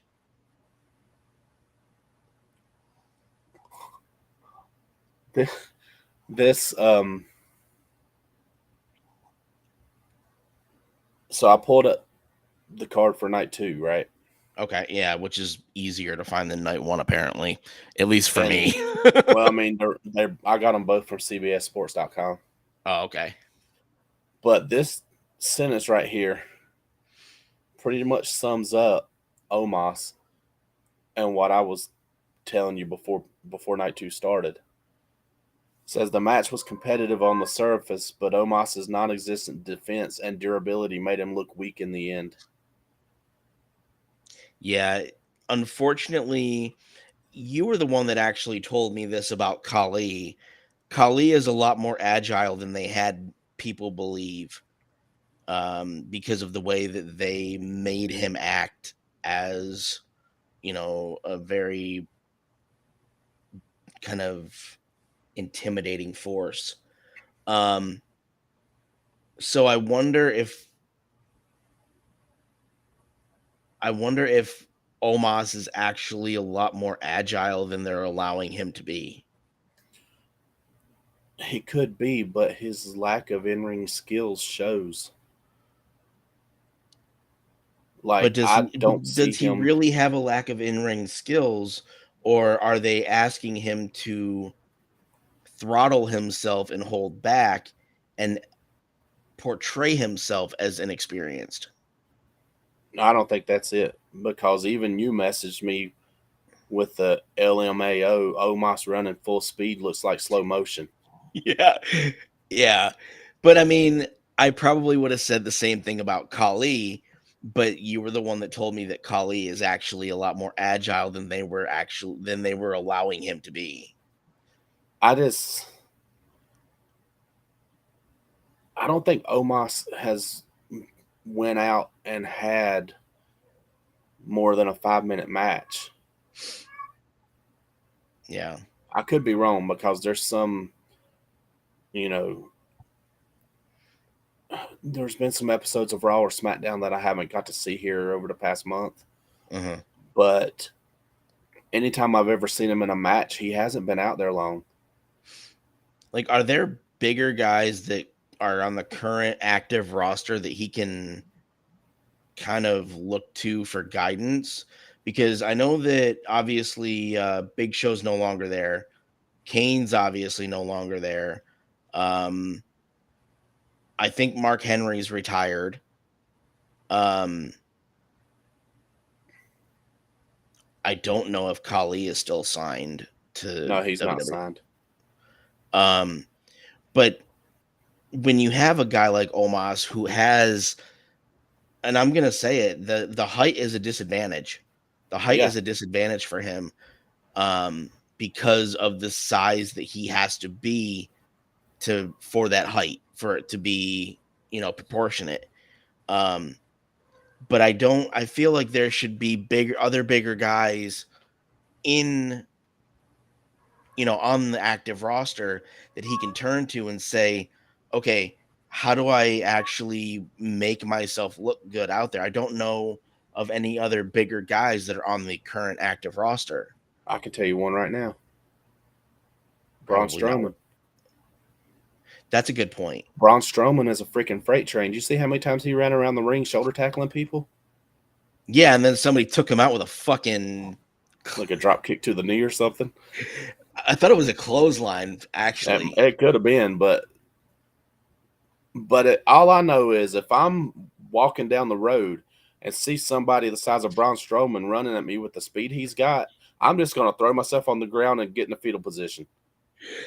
Um, Now I said something to you during the Brock and Omos match. If put yourself in Brock's shoes, are you pissed that they didn't put you closer to the main event? Considering that he was fighting Omos, no. No. If he was okay, Okay, so are you pissed that they booked you fighting somebody like Omos, considering he can't he's. be pissed about that because he picked Omos. Oh, okay. I didn't know that. He had the choice. Get this.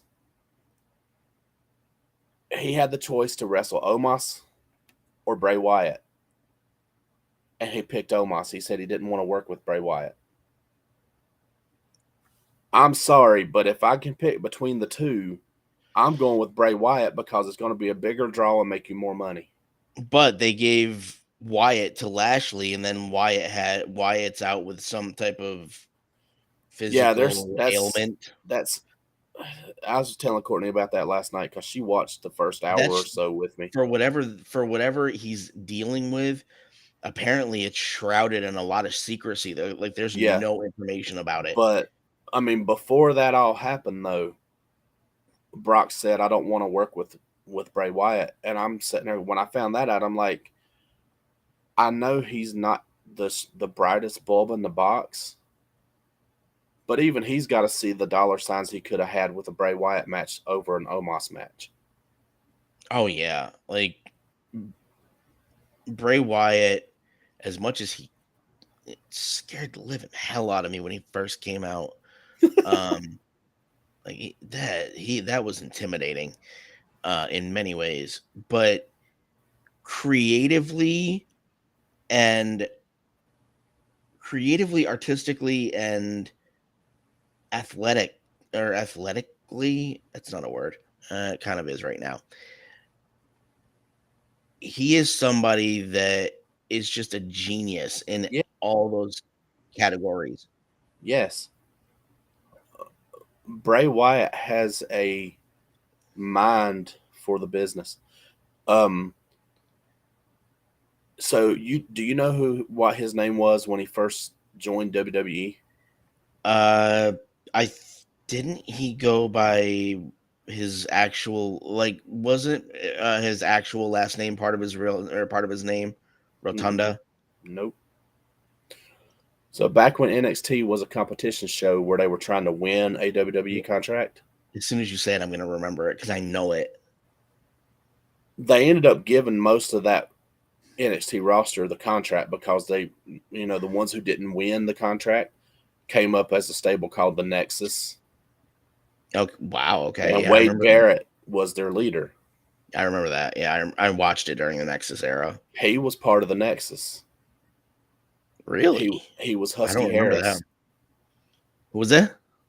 He was Husky Harris. Okay, yeah, I do remember the name. I just don't remember seeing him with the Nexus. Although I Yeah, think the Nexus had so many fucking members that it was weird. he was Husky Harris, and he was the army tank with the Ferrari engine. That's what he said Yeah, because he was built the way he was, but he could move. yeah, But even he realized that that wasn't going to work, and he asked to be sent back down to developmental. And he came back up as Bray Wyatt when he was the little cult leader family. Whenever they wore the sheep masks, yeah, and then he became the Fiend. And when he became the Fiend, that's when I realized just um, how much of a mind he has for the business. yeah. He's. I think he's more of an asset to the company than the company is to him. Yeah, and that's why Triple H brought him back after Vince went stupid and released him. Yeah. Like But I if had said, when he released all them people, I was already pissed off because he released Anthony. Then the next week he released Bray Wyatt, and I was like, I'm done with WWE. I'm not watching it anymore unless they start bringing people back. And then when I found out they're bringing Bray Wyatt back, that's when I started watching again. yeah, um, forgot what I was gonna say. Um,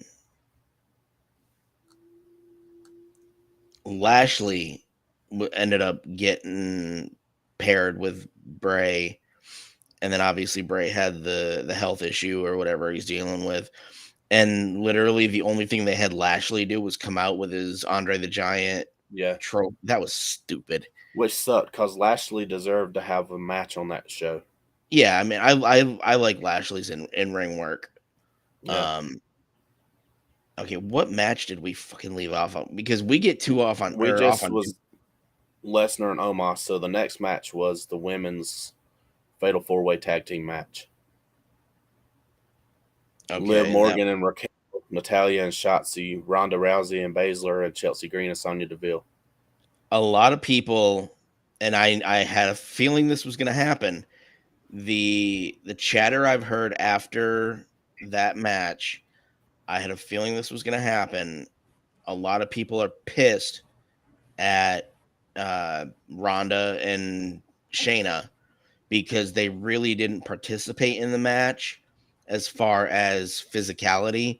They just waited and they waited in the wings until they could go in and do the least amount of work possible. And if it were Ronda when she first came in, I probably would have defended her in some way. But I understand what the fans are saying, where they didn't do shit. They But just kind of came in and threw around the scraps of what was left. but you remember what I told you before the match, right? As Kind far of. as who was going to win. You said that they were going to win, I think. Yeah, I had the feeling. I still don't like Shotzi and Natalia being paired together because, and I told Courtney last night after I told you, Shotzi and Liv Morgan's style just meshes better. Yeah. I wish they would have put them two together I want to see Shotzi, Liv, and Alexa in in a a stable. stable. That'd be That would awesome. that would be something to watch. You're not lying. Not only because it's eye candy, but because I think creatively it would be brilliant. Because I think creatively Bliss is the female version of Bray Yeah, as far as creative. Um, and I don't think anybody. I think as far as what she's capable of creatively, I don't think anybody can touch her. if they Um, could put all three of them in a stable too, all three of them know what they're doing in the ring. yes, All three of them can.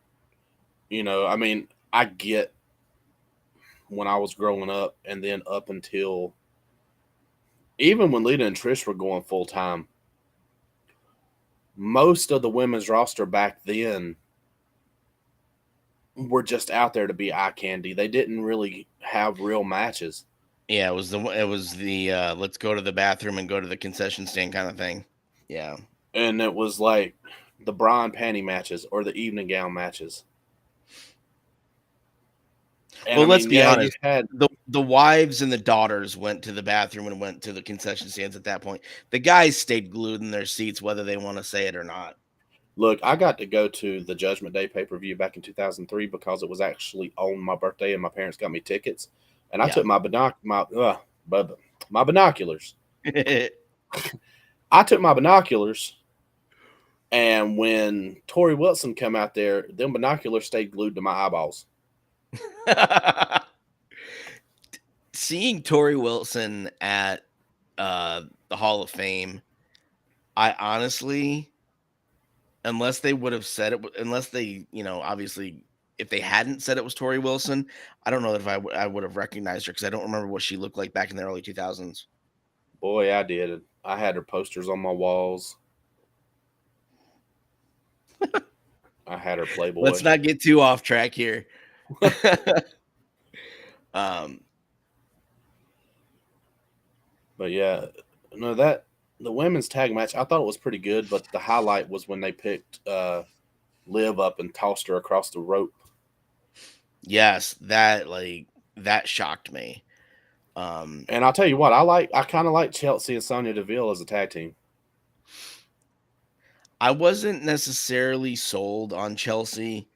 Um, I don't know, just something about her just didn't click with me. It's because I her want her character is a Karen. Oh yeah, maybe. Um, I definitely don't like that type. Um, I heard somebody say, I think it was this morning, that as far as who goes up against Rhea for the title next, they want to see Raquel do it. What do you think about that? I think it'd be a good match. Yeah. Yeah, Okay, and I have to ask this because I know Rhea is not a short person like Amanda, and I just said that because I know she's still listening or watching. Um, I know Rhea's not, short stature, but I think compared to Raquel, anybody is. yeah. If you put face to face, or maybe face to boobs, if you put them facing each other, is is Rhea and Raquel the Brock and Omos of the women's division? Granted, I know that Raquel is not 7 feet tall, but comparatively, do you think that? Possibly, except for unlike Almas, they can actually wrestle. Well, yeah, but I mean, as far as the size differential, Yeah, um, because I think Raquel's the tallest female they have, or one of the tallest. how tall was China? Like, she wasn't extremely tall, was she? She was just built. Yeah, she was built. Hold on a minute, I'll Because I don't tell think you. she was. I don't think she was. I don't think she was as tall as Hunter.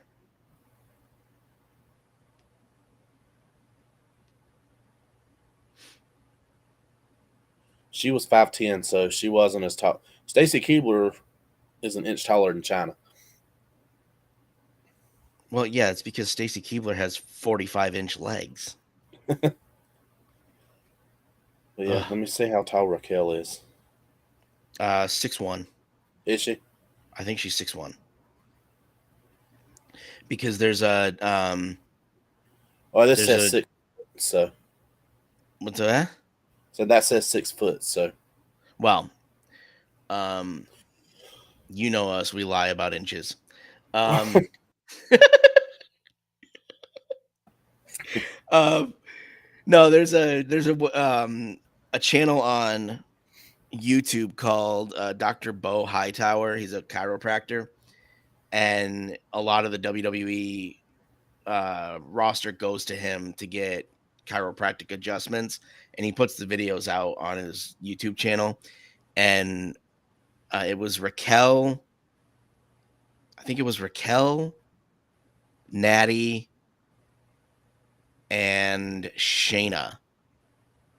And it was at that point that I heard um her Raquel.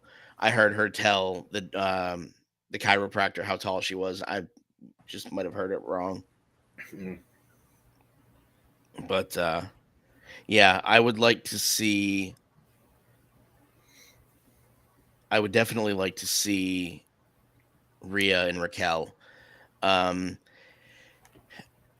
do you think, because they make this decision, at random times, do you think that they will ever turn Rhea face again or no? I think it'll happen sooner or later. Probably Um, after Judgment Day's split up. but do you think that she'll have the same support as a face? Because Yeah, I think she took off as a heel, she did, but just like Dom did. yeah, but I think eventually she'll be turned face again. Um, and I think she'll still have the same fans. Hmm. Um, I don't know how I would turn her face because I like her better as a heel. Yeah, I was gonna say I like her better as a heel, but maybe as a face, I wouldn't be as intimidated to want to meet her. She still scares the shit out of me. Um, all right, what match should we leave on? We got to stop getting Oh, too. damn it! Hold on. Why? I knocked my microphone off the table. Because Stone Cold said so. Um, so the next match is the match that was definitely the hardest hitting last night. Probably stole the show. Gunther, Drew McIntyre, and Sheamus. Yeah. Um, I like that was my first time seeing Gunther. I was impressed at what he's capable of doing. Um, I'll admit there were times that throughout his career that I haven't liked Sheamus, but I've kind of grown to respect him at least. I've always liked Drew. I only actually saw Drew come back as the Scottish Warrior though. Um, I didn't see him in his babyface era, and I don't mean as a face. I mean clean shaven. Yeah. Um, I never saw him in that iteration of himself. Um, but I mean, as long as I've been watching Drew, I've liked him.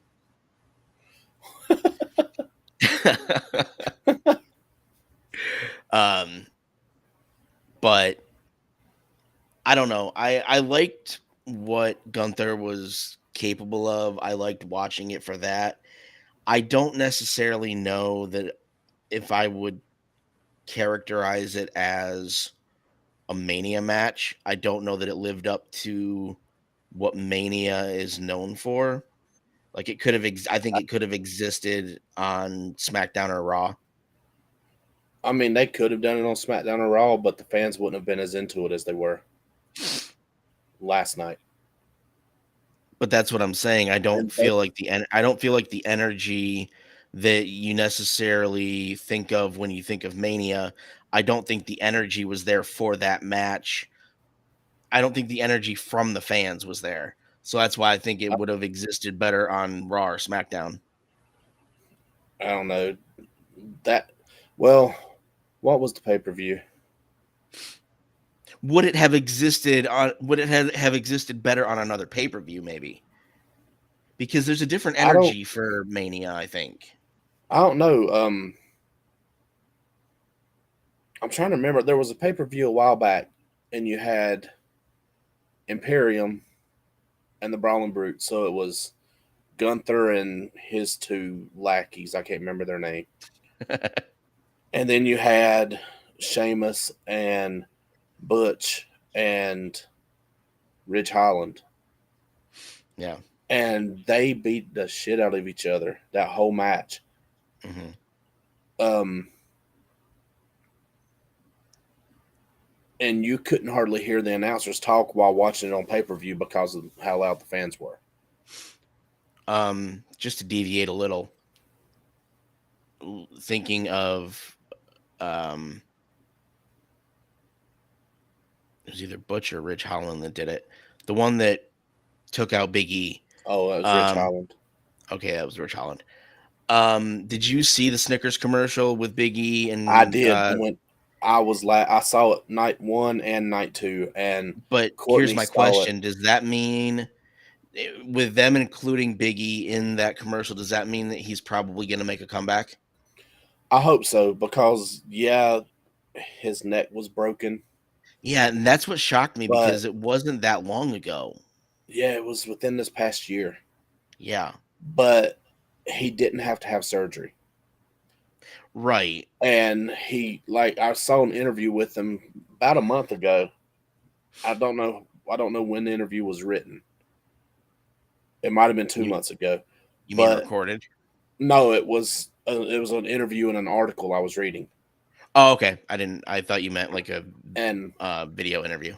no, and he said that he had another doctor's appointment to see where he goes from here, and he would know more about whether or not he would be able to get back in the ring or not. Mhm. And he said that he was going to be at peace with whatever he was told. Mhm. But I thought about that too when I saw him in the commercial. I was like, okay, maybe he's coming back. If he can't go back in the ring, I think he'll come back and be the New Day's manager. Yeah, because if you think about it, when I think of the New Day as far as in-ring ability or in-ring activity, it's Big E and Kofi. Yeah. And Xavier is just there to kind of be the ass clown and the mouth. Um, if you switch that up and put Kofi and Xavier in-ring activity, Big E's obviously going to be a manager type. Hmm. Um, so I mean, they have the versatility to do that, but I'm wondering how that would look um, from a fan standpoint. With them coming out and Big E not being in the competition itself. The fans would eat it up just because they get to see Big E. Yeah. How does They would how just does be the happy that he was able to be back. how does the dynamic of the New Day change if Kofi and Xavier are the in-ring competitors? Because there's a I think it changes significantly with those two being in-ring competitors and Big E being the outsider. I mean, they've been wrestling together since Big E's been out, so I don't think we would see that much of a change. But adding him back into the equation without him being an in-ring competitor, does that change the dynamic that we know of as the New Day? It just depends on if they decide to keep him face or turn him heel. Because if they turn him heel, Big E will be more involved in the matches as far as helping them cheat. Can you imagine? I mean, aren't all of the New Day faces? Yeah, but they've all been heel at one point or another. But can you imagine a state? I mean, all of them at once being heel. That would be something to see. I'm pretty sure they did it when they first put them together as the New Day. The fans hated them. Well, yeah, because there were a bunch of ass clowns that projected themselves as not taking what they were doing seriously. Well, the vignettes I they put didn't out, really like them. the vignettes they put out had like this old school Southern Baptist tent revival feel to them. Yeah, So people expected one thing, and then they come out acting completely different than they were in the vignettes. yeah, So it took a little while before um, the fans warmed up to them. yeah. I don't know. Like, I like their in ring work. Like I said, I think the dynamic of the New Day changes if Big E is no longer one of the in ring competitors, and especially if they turn all three of them heel, that's going to be something to see. Um, okay, what on to the next one? Because I'm just waiting for my brain to get pissed off. Uh, Bianca and Asuka. Okay, this is where I started getting pissed off, and you know this because it was, I think, the last three matches were the ones that pissed me off. Um, and I think even before we saw the reaction online to Bianca and Asuka, um, I knew that there was going to be controversy and a lot of opinions surrounding that. A lot of people were saying that Bianca needs to relinquish the title, and Well, I yes. didn't actually know about the whole, and because it didn't click in my head all four times that Asuka's been at Mania that they've made her lose. I didn't realize that. Um, but yeah, that match pissed me off. Not that I dislike Bianca, but I I I think we needed to see Asuka win.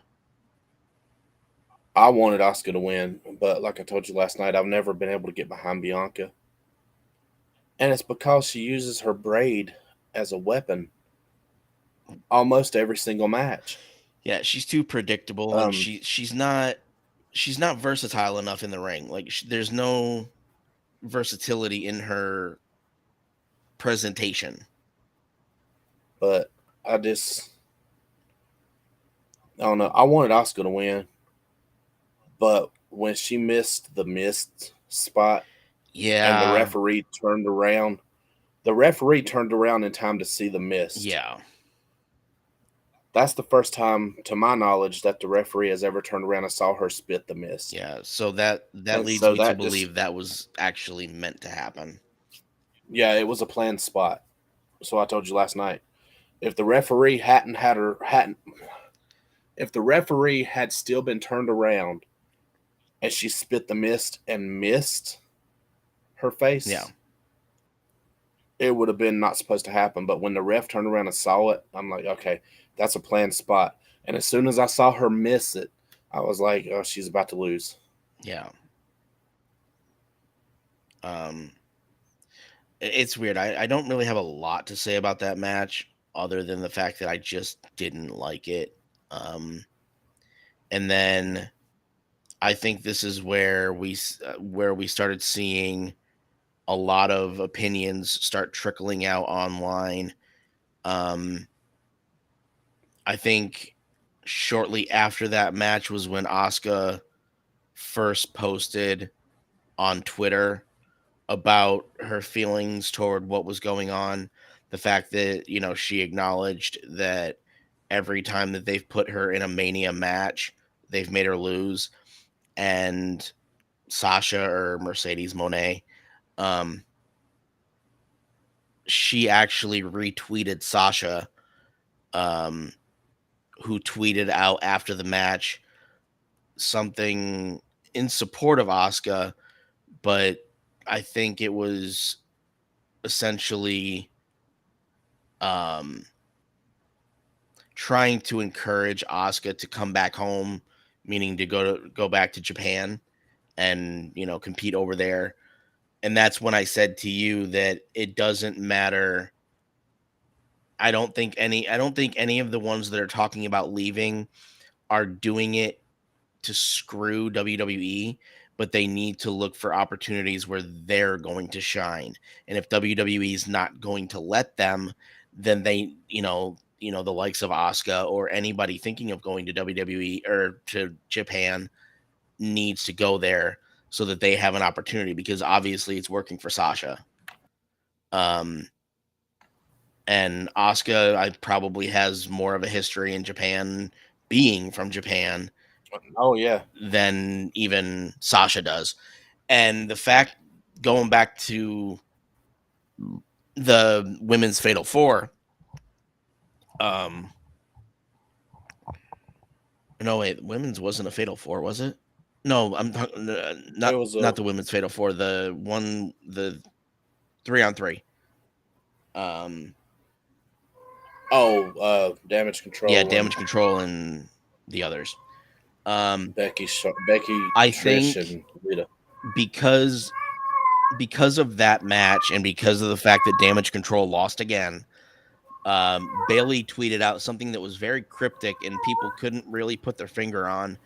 She said that all love stories end or have to come to an end or something like that. And they're wondering if she means that it's going to be the dissolution of Damage Control, or if she is planning on leaving WWE to go to Japan. A lot of people are thinking that she wants to leave WWE and go to Japan, I because mean, anything's possible. I mean, and I don't know where we here in America would be able to watch the stuff over in Japan, but I would love to see the difference in the level of competition over there. So every January, New Japan puts on what is their WrestleMania, Hmm. and it's a pay per view called Wrestle Kingdom. Okay, I've never seen a full pay per view, but some of the wrestling that I've seen from there, holy crap! now I'm gonna just stop you for a second, because if I don't, I'm gonna forget this. Am I right or am I wrong in remembering that there was some sort of agreement between, is it New Japan or All Japan and AEW?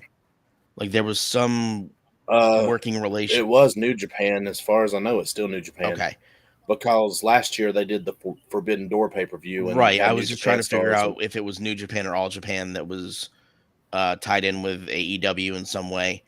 Um, does this mean that we could potentially see, if, a lot of these people who are saying that they want to go to Japan, depending on which promotion they go with, does it mean that we could potentially see them in AEW? As long as AEW still has the working relationship with New Japan, Uh-huh. it is a possibility. Now, But you've got New Japan, All Japan, and then Pro Wrestling Noah all over there. who's Sasha with? New Japan. New Japan. So technically, she could still appear somewhere in AEW. Is that correct? If they're still working with them, it is a possibility. But I don't know because I know when AEW first started, they were working with them because when John Moxley joined the company, he went over to New Japan and won their equivalent of their United States title. Oh wow, okay. Um, So he was traveling back and forth doing AEW and New Japan at the same time. because I know that AEW individually still leaves a lot to be desired for the fans, but I think that they have a lot more to offer talent if they still have that working relationship with New Japan, because it means that you can cross over on either promotion.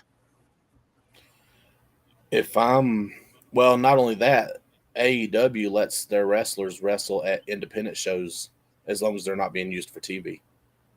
So they can still go wrestle like when the shows I go to, Hmm. they could still go wrestle because Anthony Henry, him and James Drake are signed with AEW now. Mm-hmm. They don't use them on Dynamite; they use them on like AEW Dark. Mm-hmm. But I still get to see him wrestle at Anthony wrestle at Title Belt Pro. Mm-hmm. So they have a whole lot more opportunities to wrestle Mm-hmm. with AEW. And if I'm a talent, if AEW is still a company and I'm trying to get a contract, I want to go to AEW just on the fact that they pay their wrestlers health insurance. WWE doesn't give them health Because they insurance. still consider them independent contractors, Yeah, even though they have them under contract. yeah. Um, But yeah. butterscotch. um, what are we looking at for the next match? Is the next match? While I pull this up, I just want to say I hope that little girl's doing okay today. Yes, that is the one. That is Um, the one thing that we forgot to mention.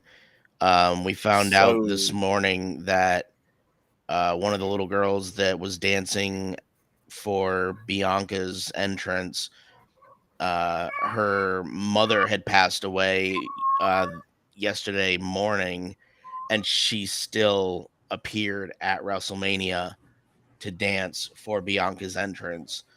To be that it was the young, little girl. yeah, to be that young and to still make that decision like an adult, that blows my mind. That little girl was adorable, but she made my back hurt doing the contortionist crap that Yeah. she did. But then when I found out her mom died, that's why they let her be the one to dance with Bianca. Yep. But that just kind of broke my heart. But it, I mean, it shows the support of her family that she had to still go and do it. Yeah. And like I said, for a little girl to make that decision, that is an adult decision, really, because you have to have a real And understanding of what's going on around you to make a decision like that. yeah. And the video that I saw on TikTok of Triple H talking about it at the press Yeah. conference, he got so choked up. Yep.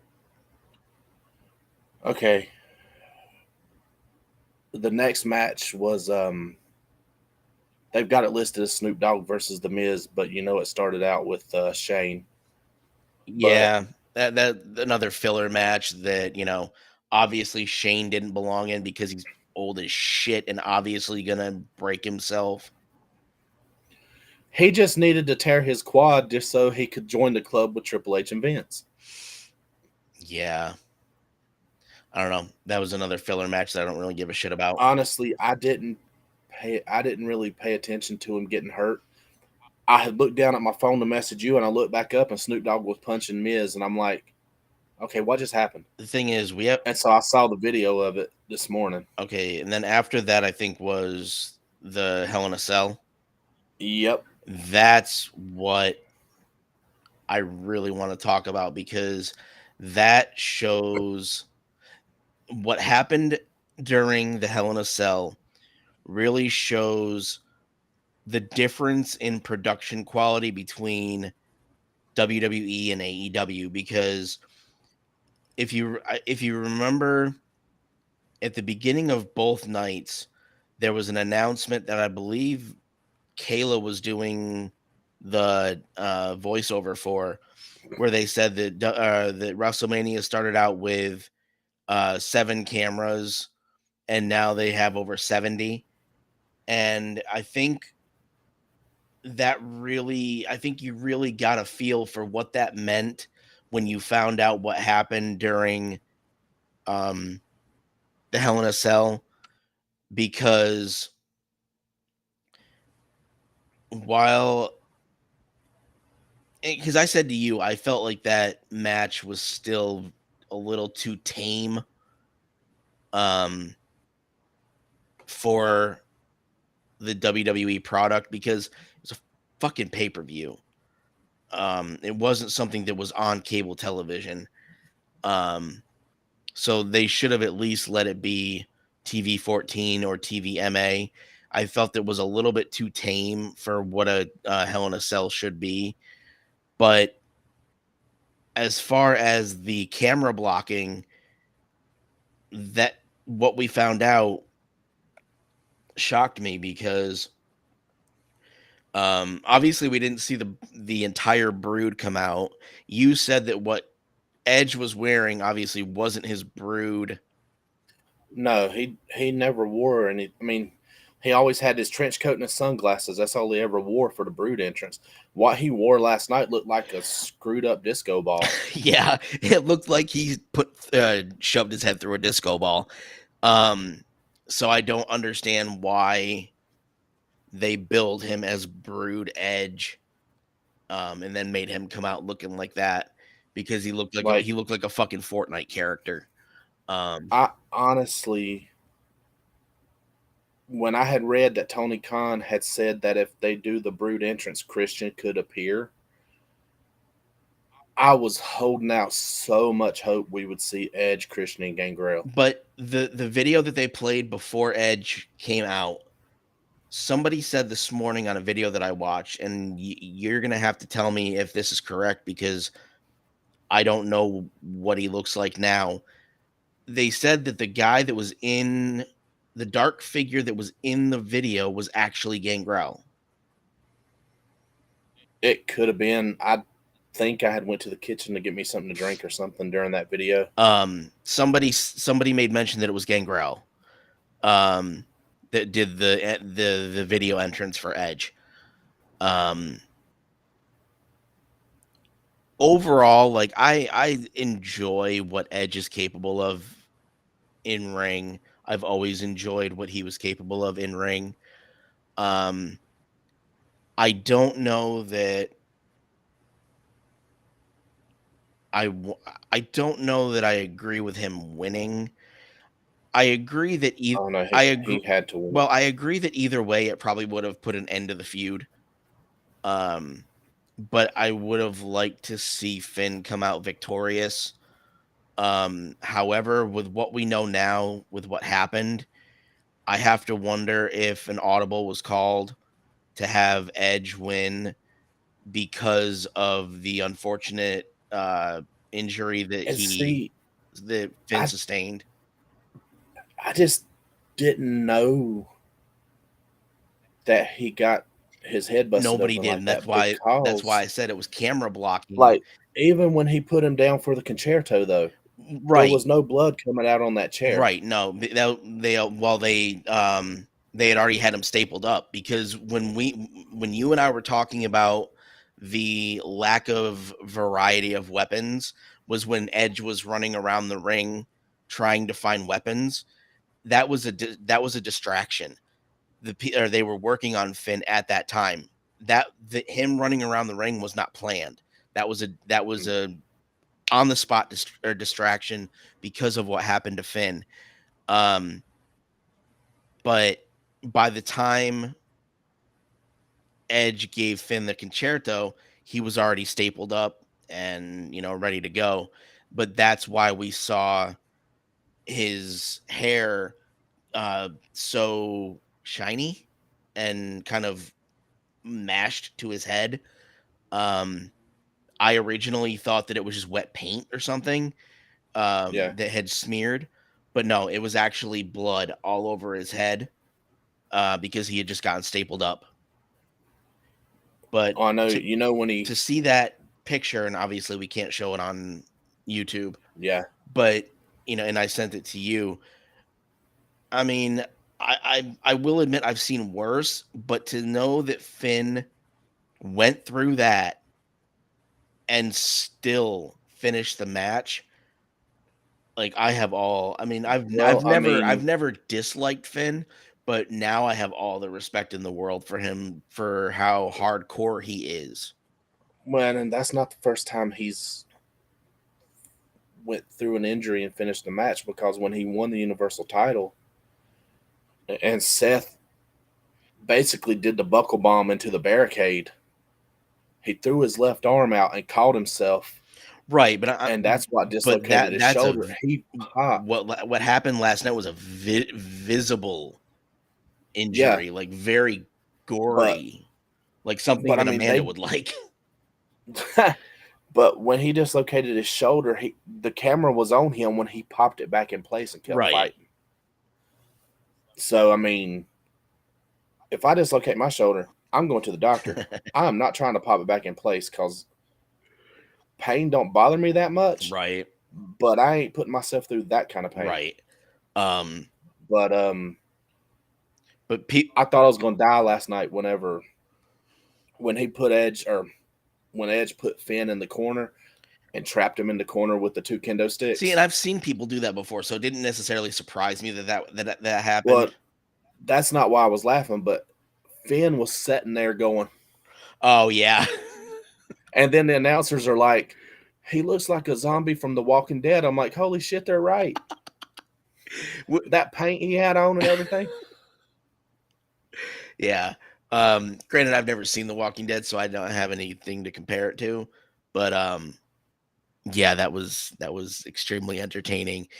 But And the fact that because when Judgment Day Finn is competing versus when Demon Finn is competing, Judgment Day Finn communicates as a human being. Demon Finn growls at you like he growled at Edge the entire time, and I was almost falling out and of my damn chair laughing. and I gotta tell you, when he came out as the demon and he came out to his original music, I was in heaven. I've always loved that music. Like at one point in time, that was my ringtone. Wow. Yeah. Like I've always liked Finn Balor, but when he joined the Judgment Day, I'm like, okay, now we get to see what he can really do as a heel. He'd been heel before, but never to this level. Mm-hmm. But when he came out last night and he came out as the demon and all painted up, I thought it was cool they incorporated the purple in with his red and black paint scheme. Yeah, I love that. And his music and the fact that he did his arms like this and turned the lights on and then brought them down and turned them back on again. Yeah, I'm like, I am back into 5 or 6 years ago. yeah. Like, this is great. Amanda, if you're still watching, look up Finn Finn Balor Balor, and then put Demon Finn WrestleMania 39, and look at the face paint that he has on. That's what I'm thinking of doing for Comic-Con It's in August. his It the was stuff he incredible. does. The stuff he does when he paints up though. There's one where he got his head turned back like this, and he's got these teeth coming down here, and it's like a mouth from here down his Yeah, chest. So when he opens up, he's opening up another mouth, and I'm like, yeah. holy crap. Um, And then he had one where he had on his back, you saw claws ripping the skin out, and there was an eyeball. yeah. Um, Now, as far as because this is we'll go to the match that pissed everybody off in a second, but to kind of end the discussion on the Hell in a Cell match, the lack of variety in the weapons. What was your opinion of that? Because that's not a typical Hell in a Cell that you and I are used to. Because they had so many just weak ass weapons. Like, I mean, I know that you wanted the kendo stick, but That's my weapon of choice, dude. yeah, and I understand that. But there were they that was when they started dropping the ball as far as planning everything out, because you don't make a Hell in a Cell match and then give them a bunch of pussy ass weapons. I mean, they had some chairs, they had the kendo stick, Well, which they had the tables, is ladders, and always chairs and because it was forever. Edge. Yeah. Well, I mean, those are always under the ring anyway Right, during Hell right. in a Cell. Yeah. But yeah, you had the table, ladders, and chairs, and the kendo stick, which is always going to be the best weapon, and nobody can change my mind. Right. Just because it's a bunch of bamboo strips taped together, and when you swing it, the air opens them up, and when it hits you, they close and pinch. Yeah. But usually there's a sledgehammer. I don't know why they didn't have one last night, or if they did, maybe he chose not to use it because of the head injury. Ma- Maybe he's like, okay, I'm not pulling this out. right, maybe. And the let's see, Seth Rollins and the Fiend had a Hell in a Cell match, and there was a toolbox full of screwdrivers and tools that they ended up using in the match. So, but I was just happy with the fact that there was 432 kendo sticks, and I want that purple one.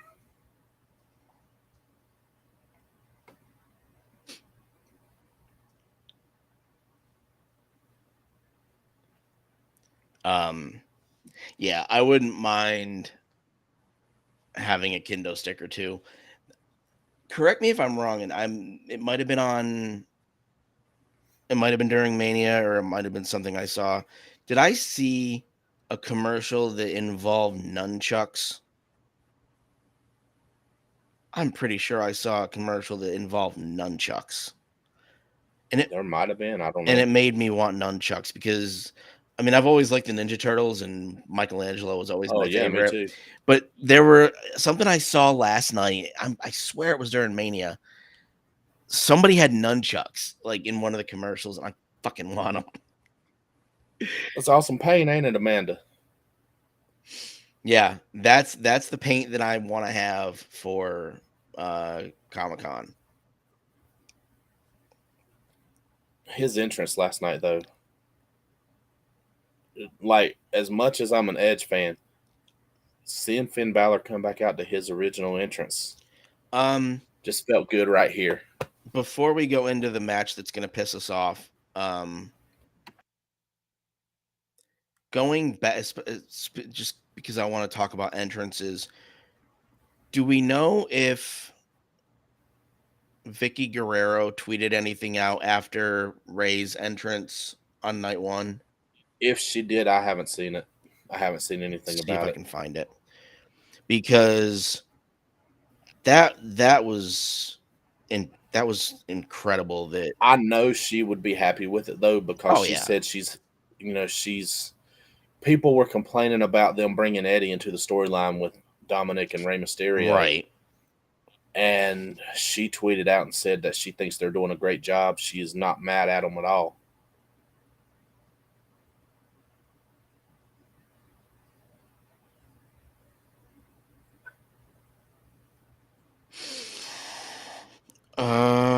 I don't know how to find her.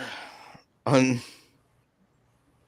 I don't. Let me check. I don't remember if I follow her or not. I know I don't. I'm just trying to find her.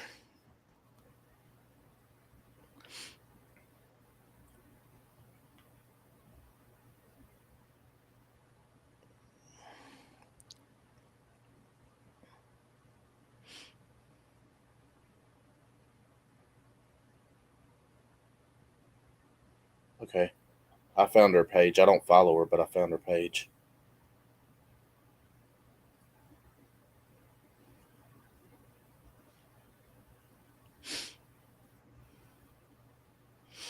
I don't even know. She did. Okay, I don't. She How do I find posted. her? Because I'm not finding It's her. Vic, just Vickie Guerrero. She posted a video of Ray's entrance, and it says, "Now this is an entrance with respect and legacy." At WWE at Snoop Dogg, seeing Eddie on the screen, goosebumps and tears.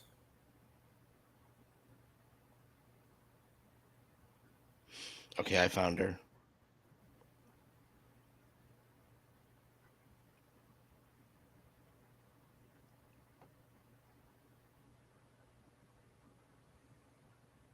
Yeah, I had a. I mean,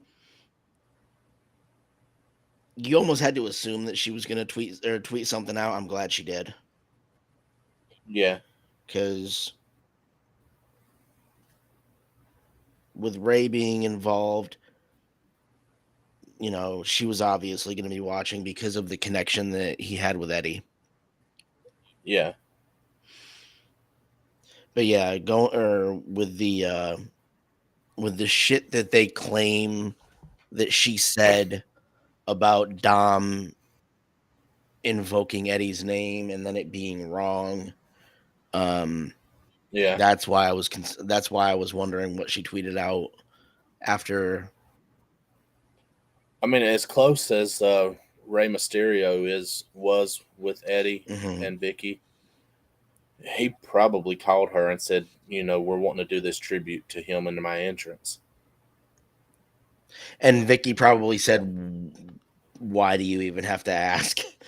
Because Probably. I feel like Vicky is that type of person when it comes to people But who were close enough to Eddie. just knowing how her character was on TV, I picture him calling her and being like, I want to use Eddie's and I want to use his music for part of my entrance. I want to do a tribute to him. And I can just imagine her going, "Excuse me. And Excuse me. Why do you got to ask?" I don't, and I'll admit I did not like her character because it was I didn't either. so just like it hurt my brain. But Right? from what I understand, she actually is a really genuine human being. Yeah. Um, all right, this was inevitable that we had to get here, but we need to talk about the elephant in the room, to quote Hunter. Even though that wasn't the elephant in the room that he was talking about, but No, it was a different one. yeah. Maybe it's more like a rhino. um, I what I was watching. There's a I think I've sent you clips of this podcast before on TikTok. It's the Straight Shoot podcast. It's the wrestling podcast. Hmm. Yeah. Steve from the Straight Shoot podcast said that anybody who got pissed off at the outcome of Roman versus Cody doesn't actually appreciate WWE the way that they say they do because they don't understand long-term storytelling. Now, there was a discussion that you and I had, I think about a year ago, where we talked about the difference between the one and done stories that you really couldn't get into versus the long-term storytelling. I like the long-term storytelling because it's something that you can get invested in. But I think Steve is wrong in his assessment because I think that you can actually go too far or too long with a story. And I think, just like they said with Bianca holding the title, I think they've gone too long with Roman holding it, trying to achieve this 1,000-day thing. I don't think that there's any logical reason that because this is fucking WWE, not the Guinness Book of World Records. And so I don't think that there's any relevancy to having him hold it for 1,000 days. It doesn't fucking mean anything other than a statistic. Uh, so I've probably watched and forgotten about more matches than what you say his name is, Steve. Yeah, from Straight Shoot, yeah. I've probably watched and forgotten more matches than he's ever seen Yeah. because I'm pretty sure I'm older. Yeah, I think he's actually a little bit younger than me. Him and his co-host Santi are both, I think, younger than me. And I can be pissed off that Cody lost and still appreciate the company as much as I did before. And he can't tell me that I don't appreciate it the way I said I did or whatever. I just know that in my opinion, when Cody wrestled at Hell in a Cell against Seth Rollins with a torn pec and half his body was bruised because of how bad it was torn, he earned a title run in that match. Yeah. He proved on that night especially, but he has proven many times over that he has the heart for this bit for the business. Hmm. And any other wrestler on the roster, even Triple H, he tore his pec in a match in I think Australia at one of the Super Showdown pay-per-views they did, Hmm. and he was out. He didn't wrestle again for months. Cody tore his pec and waited something like 2 weeks to have surgery just so he could wrestle on the pay per view. And he said the reason he did it is because the fans paid their money to see that match. That earned him a title run. Yeah. I don't care what nobody says, and he should have got it at the biggest pay per view of the year. Now to bounce off of what Steve said and go to what Hunter said,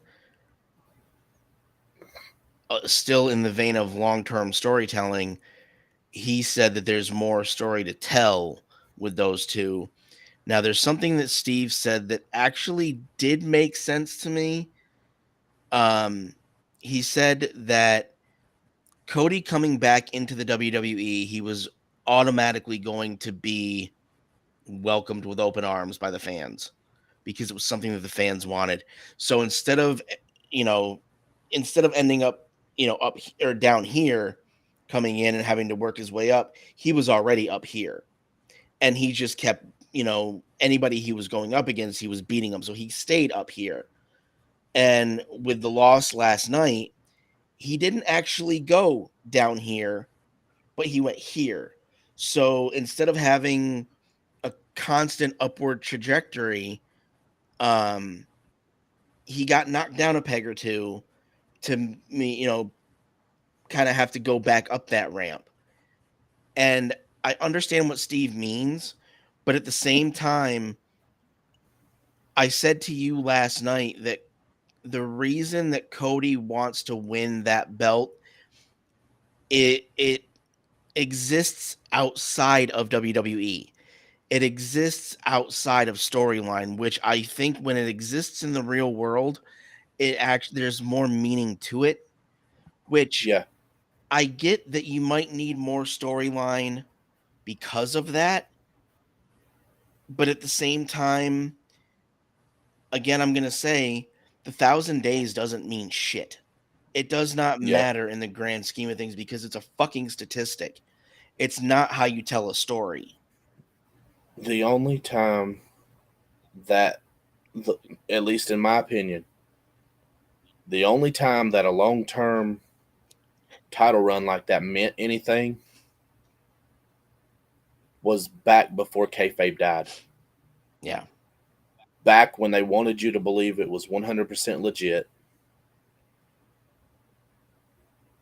When Bruno Sammartino had that 7 year title run, that worked because they made it believable that he couldn't be beat. Yeah, and I made that comparison to you last night. I felt like that's what they were trying to do with Roman is create another Bruno Sammartino situation where he had it for fucking 7 years. Now, don't get That's me not wrong. good for business. And looking at it from I, a business perspective, from what I know of business, that's not, especially in today's world, that's not good for business. as much as I like Roman, and I've always been a fan, Mm-hmm. he's never going to be on the level of a Bruno Sammartino. He's just not. And I can't really compare There's because they I don't. didn't watch when Bruno was. I didn't get to see him wrestle, but I've seen um, highlights and stuff from his matches, and I've read up on some of the history of him in the business. Yeah. They're never going to be able to create another Bruno Sammartino. They're never going to be able to create any of the wrestlers they had back then because the business was different. Yeah. Back then, it was, I don't like to say it because I hate it when people say wrestling is fake. It's choreographed, it's predetermined, and it's scripted, but it's not fake. But Injuries like that, Finn's make you realize that it's not fake. yeah. But as you know, back then, people looked at it and was like, they thought it was legit. They thought it was real. Do me a favor. All right. Now that I'm thinking of it, you have your phone in your hand or at least close to you? If she hasn't seen it already, and I'm because you and I had to see it, she's got to see it too. Send the picture of Finn to Amanda.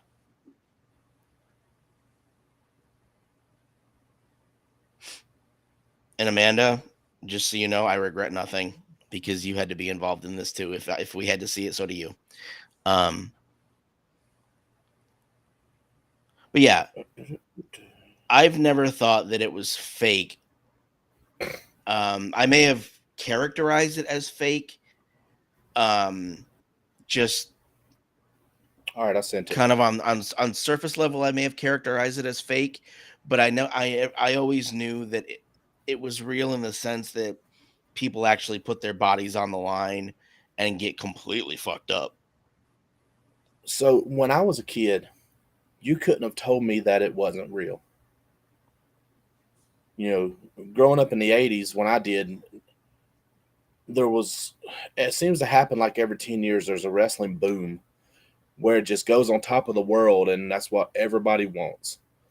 There was a wrestling boom in the '80s. There was another one in the '90s with the Attitude Era. There's been a wrestling boom since the Attitude Era, not as big though. Yeah. But When they went back down to the PG product, I think it killed whatever they were trying to do. And I think that yeah, they've been trying to scratch their way back. And I don't think they're doing enough I don't think they've got their claws in it enough to scratch their way back yet. yeah. But back then, I knew like you couldn't have told me it wasn't real. I like my dad tried to tell me. I wouldn't listen to him. I'm like, no, he's really hitting him and all this stuff. Because back then, I didn't know about pulling your punches and Right. you know barely making contact on a kick. But at the same time, I always kind of wondered why they would get hit in the head so many times with the chair or in the face with the chair, and there was never any blood, and you never saw any bruising come up. So I think in a way, I kind of knew that it wasn't legit, Yeah. but at the same time, I'm 6 or 7 years old. This is the coolest stuff I've ever seen. Hmm. But now that doesn't mean I haven't seen wrestling matches where they got mad at each other and really hit each other Yeah. because I've seen that a lot. But there was one match where the guy got mad during, like, the match ended up out in the lobby and ended up in a restroom. And they ended up having to call an audible in the restroom because the stall that he was that he was supposed to throw him into was occupied. He threw him against that door so hard and it didn't bust open like it was supposed to because somebody was in there. Oh, wow. So he ended up having to throw him into a different stall. But they got pissed off at each other somewhere in the match. So he picked up the wrong trash can on purpose and hit him in the head with it. And it just made this metallic thud, and the can didn't even dent. Wow. That was on a WCW pay per view. But no, that match last night is the most emotionally invested I've been in a match in years. Yeah. And because in the few years that I've known you so far, um, I don't necessarily hear you speak aggressively or profanely, but you were using profanity last night. Oh hell yeah! um, I That match last night for me started in 2017 yeah. Um, because I know you've seen the picture on Facebook on my cover photo. I with know you, Amanda's yeah, probably seen it yeah. when I got to meet Cody. But when I got to meet Cody, and like Yeah. And up until that point, the characters he played on WWE, I hated him. Then he come out as this American Nightmare character, and I'm like, he's cool as hell. yeah. And then I got to meet him, and he's one of the nicest guys. Like, he actually got on the microphone. He's like, I know I met a bunch of y'all before the show. I'm gonna stay here until I meet everybody who wants to meet me. Right. And he wouldn't let them tear the ring down. He stood in the ring and he stayed there until the last fan got to meet him and leave. Yeah.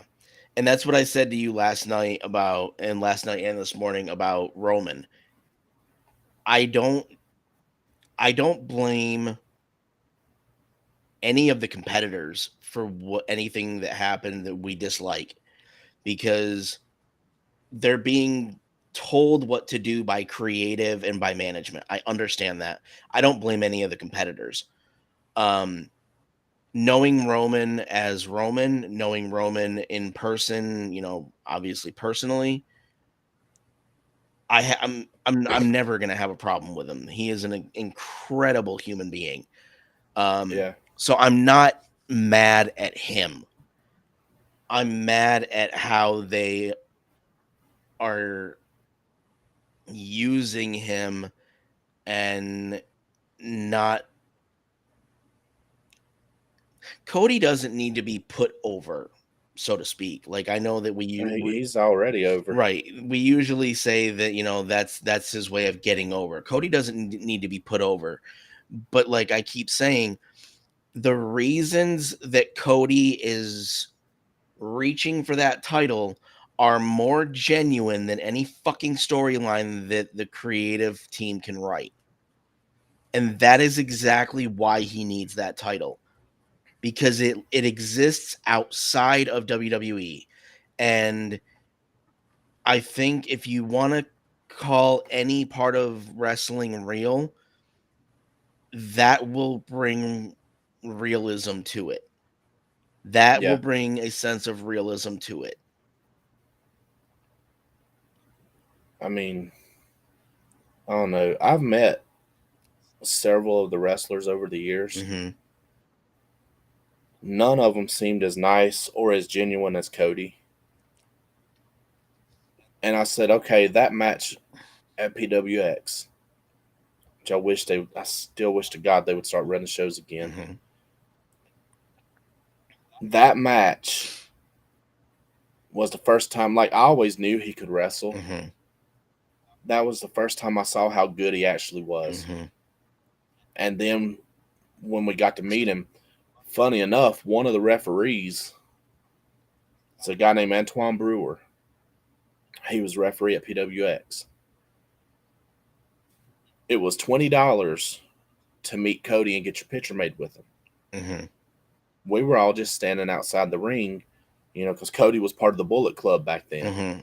So we're just trying to do this and get him turn around and then do it back to us, Yeah. because that's their little symbol. Yeah. We're trying to get his attention, and that referee, it was me, Patrick, his ex-wife, and Tony. And he was like, Antoine was the referee for that main event match, Hmm. which it's on my YouTube channel if you ever want to go watch it, because I recorded it on my phone the whole time. But Antoine saw us standing there, and it was my first PWX show. So I'm sitting there thinking, my first PWX show, I get to see Cody.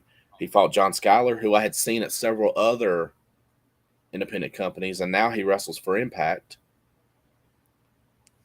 Antoine sees us, and he's like, "Are y'all wanting to get your picture?" And I was out of work because I'd had hernia surgery. Yeah. And so we're all like, "We don't have the money." He's like, "Well, come here." And we went up there, and he said, "If y'all want to meet Cody and get your picture made with him, do it as a group picture, and I'll pay the $20. And we're like, "Are you sure? You don't have to do this. We just wanted him to acknowledge us with this thing." Yeah. He's like, "Yeah, I'm sure." So he stepped on the ropes and pulled it up so we could all climb through. Yeah. And he turns around and he says, "Take this $20 out of my paycheck for this show." So I guess he was talking to Brian, who was the promoter. And then there were still like two or three more people waiting to meet Cody. And he talked to us for a good 15 or 20 minutes Hmm. before we got out of the ring. And it was the coolest thing ever. And I'm like, he's going to, like, he'd already at that point started making a bigger name for himself than he ever did in the WWE. Hmm. And I'm like, he's going to end up coming back to the WWE at some point, and he's going to be their champion. And it should have been last night. Yeah. Now, if we're playing devil's advocate here and we agree with what Hunter said about it, the story needs to continue because there's more to tell. If we're playing devil's advocate and we agree with him, we got to put our minds in that frame for a second. In your mind, what more is there to tell in that story that would lead up to SummerSlam? Because obviously it's not going to happen at Backlash. Although No, I'm very anxious to see Backlash because of the fact that it's in Puerto Rico. See if if they book it differently than they would, a match here in the States. But looking ahead to August for SummerSlam, um, what more of a story is there to tell that takes us to the point of SummerSlam? so last night somebody on Facebook had posted about the match. Hmm. I don't remember which one of my friends posted about it, but somebody in the comments is like, if Cody won tonight, what is there for us to keep watching? They That's a good said point. they said now that he's lost, he can chase the title. And I'm like, Somebody, okay, I can be okay with that as long as it ends with him getting it. yeah, because somebody also said that I read or heard that now because Solo, because the Usos, and because Paul Heyman have all gotten involved in keeping Cody from getting the title, that he now will work his way through all of them, taking them all down and I can eliminating see all that. of them to get back to Roman, and that is going to be the way that the bloodline crumbles. I can see that. It's gonna take um and it's only because I know it's how they booked it, but when Roman was a face, he could win and he could do it all on his own. He became a heel. All of a sudden, he needed the Usos to help him win. Then Solo come up. Then he needs the Usos and Solo to help him win. He needs Paul Heyman to distract the referee. It's going to take a one-on-one match without the other ones involved for Roman to lose. If you think about it though, and I'm only speaking in terms of the wrestling industry. I'm not calling him this outside of wrestling. But if you look at what a bully is, like think of a bully in high school. The bully always has lackeys Mm-hmm. because the bully can't handle himself, or the bully can't handle his business himself. He always needs others to do it for him or to make it easier to clear away to his objective. Um, Now that Roman is the bully, um, that may be why he has lackeys. Oh yeah, I mean, it's a it, stereotype, but I mean, it works. when you have a heel faction, you always need somebody out there with you. Think about it. Except for Finn Balor and Edge last night, every time the Judgment Days had a match, the other ones have been at ringside or they've run down. Yeah. So you have a heel faction, it's almost a foregone conclusion that they're going to have some of their people out there with them. Hmm. Um. Now, because we're almost going on 3 hours here. This is wild. I've never actually done a live stream this long. Yeah, Amanda said Um. earlier you're not going to be able to talk for a month after today. Roman Reigns. Eh, I don't necessarily know if I agree, but I don't know if I disagree either with what they just said in the chat. Yeah, I know. I was looking at that. Like when he was a face, he could do it on his own. Now that he's a heel, he can't. So Yeah, I understand what you mean, but I don't know if I agree or disagree. Um, I just probably the way my brain works right now. Now I forgot what I was gonna say. But moving to move on to something that's actually in my head right now.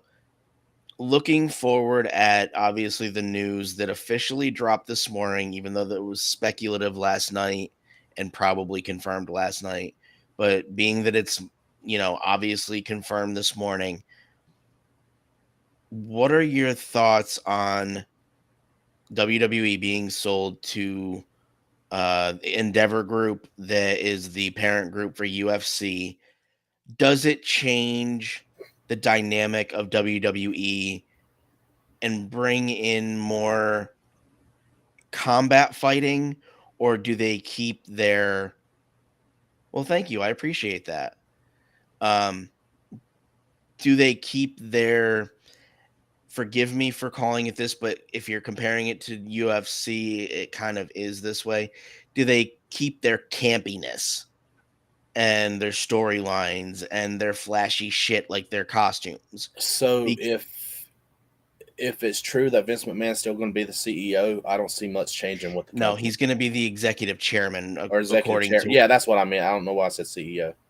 um but if you think about it, when Endeavor bought UFC, Dana White still kept his job. So, but I don't know.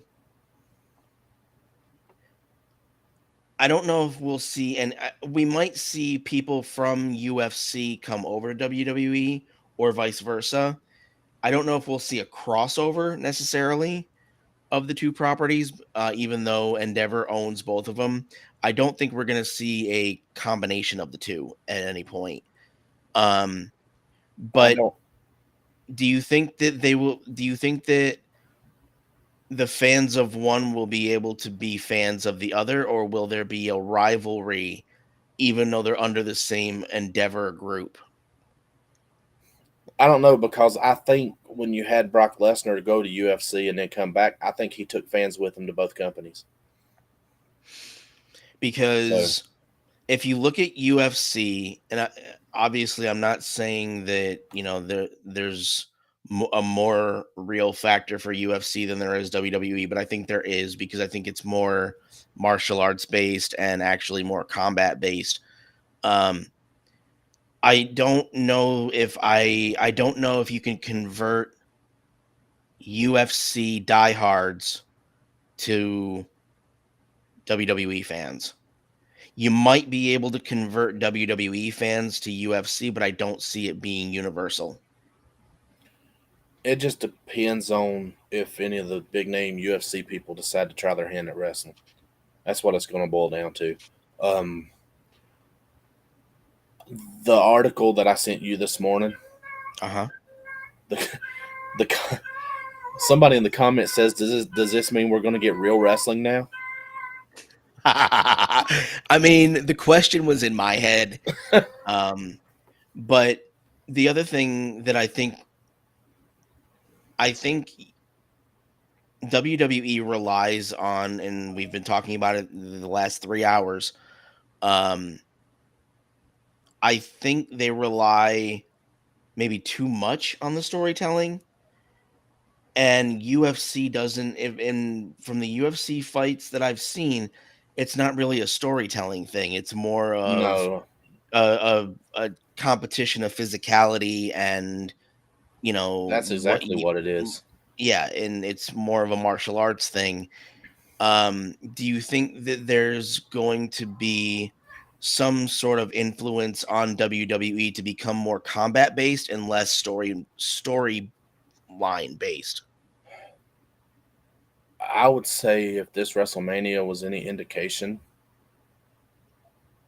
I would want to go based more on the talent's in ring ability because every one of the talent, with the exception of the Miz matches, every one of those talents showed up and showed out, except for I mean, Lesnar did the best he could with who he had to fight, but I really hope he's okay. Like, I'm not gonna lie, I really hope he's okay, yeah, because I mean, I know you said that on your TV he only looked red. On yeah, mine, he looked purple. Um, and I mean, in every other show that I've watched, people have looked normal skin, so I don't think it's a coloring issue on my and TV. But he looked fucking purple, so I really hope he's okay. you know what? If people want to know the combat that really happens in a wrestling match. They just need to go look at Gunther and Sheamus and Drew McIntyre's chests.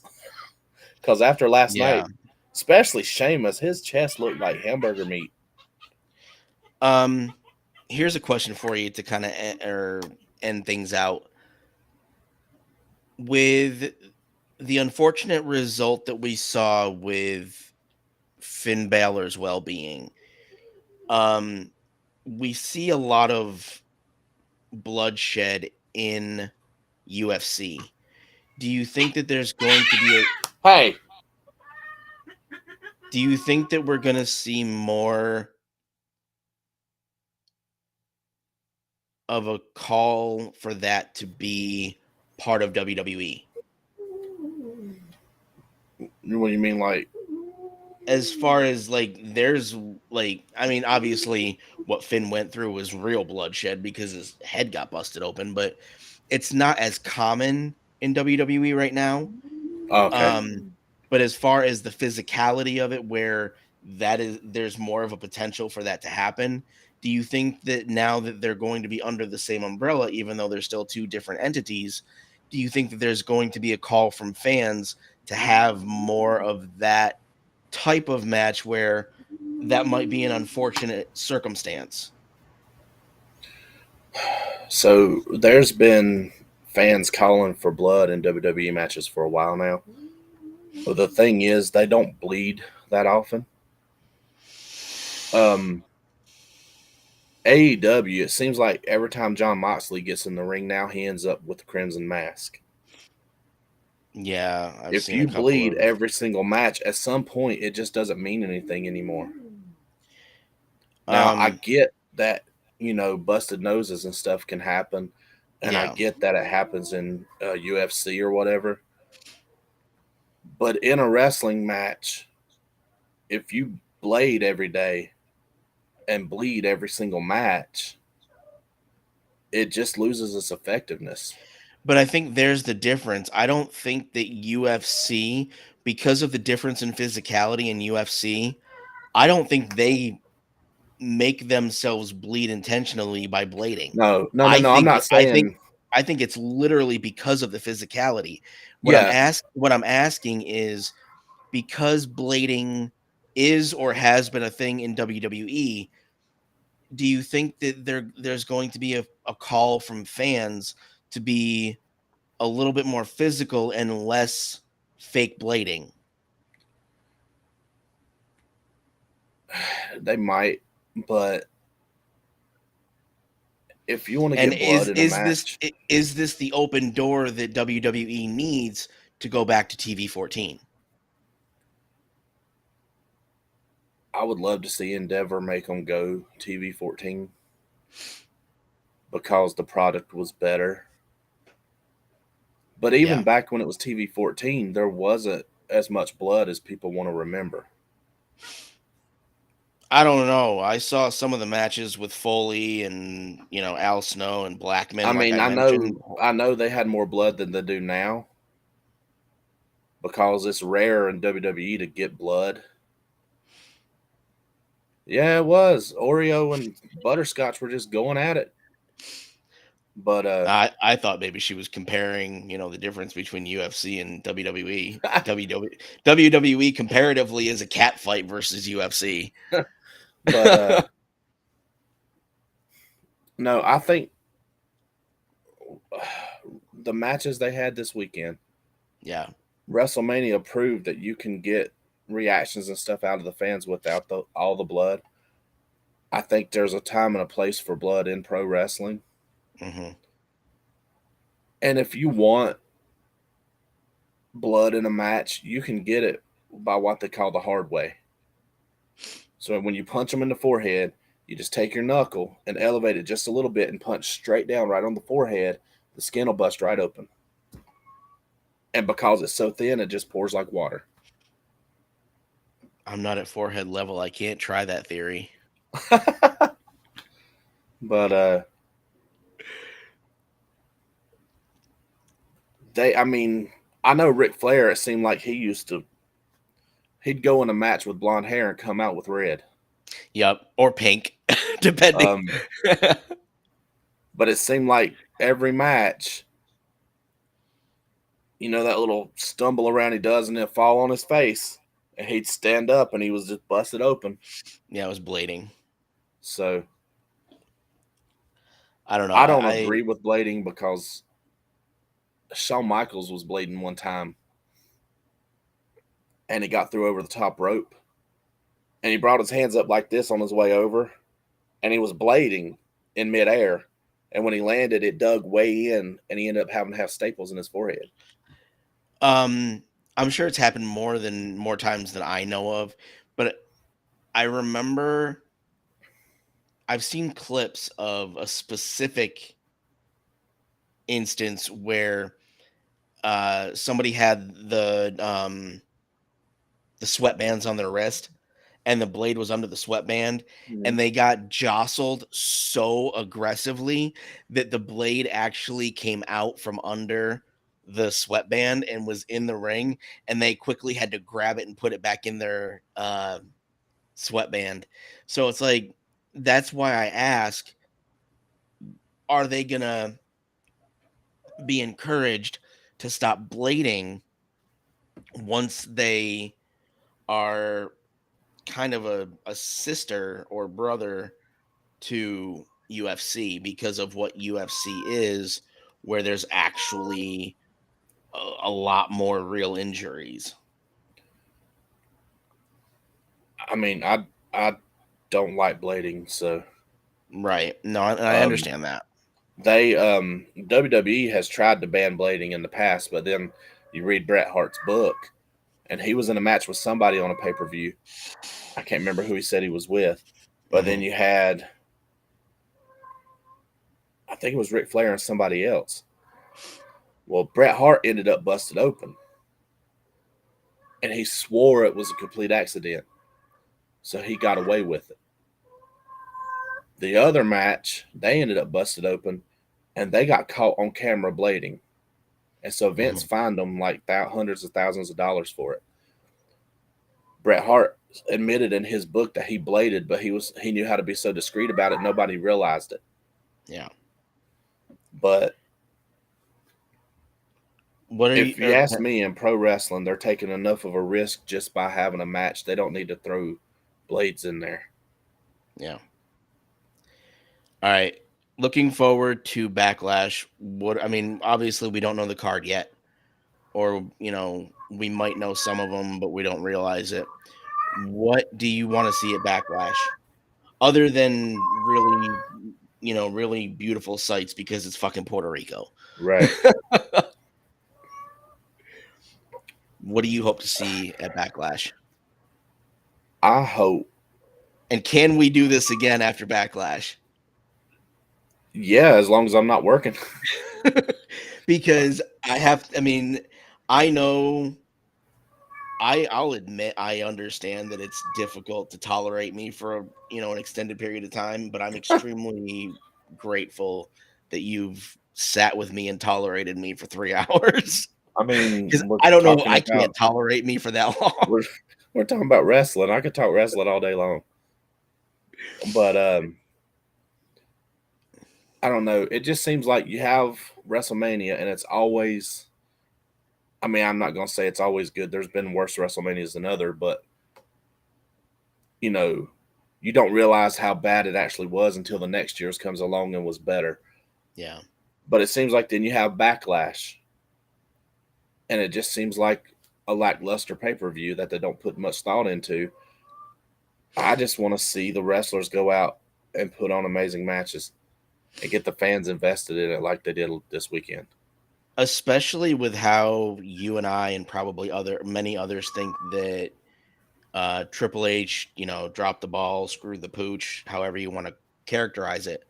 Um, with how poorly we think he did with some of the matches, especially obviously the main event, you would think that he would make up for it at Backlash and really just let them, go balls to the wall and go for the throat.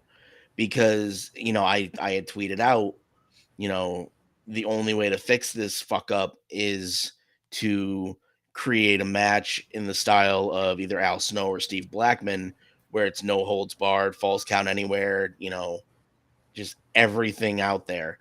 Um, Obviously, you hear the term backlash and you think, obviously, backlash is going to be the response to things that they didn't like happen at uh, Mania. Yeah. So it would almost seem logical to me to let the to let Cody get his comeuppance and just completely annihilate Roman at Backlash. But I don't know if, because of the way that pissed off so many people, I don't know if they can hang on to those people long enough to bring them into the fold into SummerSlam in August. It it's going to depend on how they do the story, Hmm. because SummerSlam is their second biggest pay per view. So if they're not going to let Cody win the title Hmm. at WrestleMania, I don't want to. I mean, as much as I want to see him win it, I don't want to see him win it on a pay per view that doesn't mean anything. But that's what I'm saying. Shouldn't Backlash mean something, being that it follows Mania? Shouldn't Backlash It be should, but it never the has. response? Well, if they all they have to do is characterize it as that. It's the answer to WrestleMania. And It's see, the response to WrestleMania. they used to try that because it used to be called WrestleMania Backlash, I think I remember that. I think that's why that's stuck in my head. and it seemed like they would do some of the same matches that happened on WrestleMania, but it just seemed like they were trying a little too hard to try to recreate WrestleMania magic at that pay per view. Yeah. So, and I woke up this morning still pissed off that Cody lost. But then I had to remember that he had to agree to that finish just as much as Roman did. Yeah, and that's something that was brought up this morning with one of the videos I was watching, is that the outcome of the match was determined months ago. With Hunter, with Creative, the outcome of the match was already predetermined months ago. And I think that's what made it so I wasn't as angry and fired up these last 3 hours and swearing the entire time, because I don't think we would have actually had a constructive conversation if I was still that fired up, because you and I were both throwing around words that I don't think we normally use last night. Yeah. Um, so I don't think it would have been constructive for us to have that sort of approach going into this. I think calmer heads prevailed so that we could actually discuss things, rationally. Um, but I still don't think it was the right call, but I kind of understand it. But these when they say long-term storytelling, it doesn't need to be it needs to have meaning.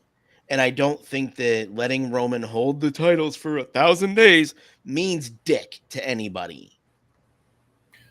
But it don't mean anything to me. I mean, Because are there people that, this is going to sound like a weird question. I know it happened in the 70s, so obviously there's probably people that are. Are there people that are still alive that could have potentially seen the 7-year run of Bruno San Martino? oh yeah, Okay. my dad's one of them. Now, if, that being said, if they look at what we just witnessed with Roman and what they're trying to do with him as far as the 1,000 days, you know, if there are still fans that are invested, even in modern era, are they gonna have that mindset of, we saw this in the 70s and it didn't do shit for us. So why does it need to happen again? Even if it's obviously a shorter time frame, but why does it need to happen again? I don't think they'll have that mindset because I mean, back then, like I said earlier, the business was different. They Yeah, didn't want you to know that it was scripted. So right. the people legit believed that he was really holding on to that title for 7 years. Yeah, no, you're right. Yeah, I don't know. I'm gonna be anxious to watch Backlash. When is that? May? I May think that's in 6th, which means I'm going to have to watch the replay the next day because I'll be at Title Belt Pro. May. Hopefully, nobody complains about my flash this time and I can actually get good pictures. Yeah, I still want to hear more about that once we end. Um, but no, for everybody that came in, obviously 3 hours and 10 minutes.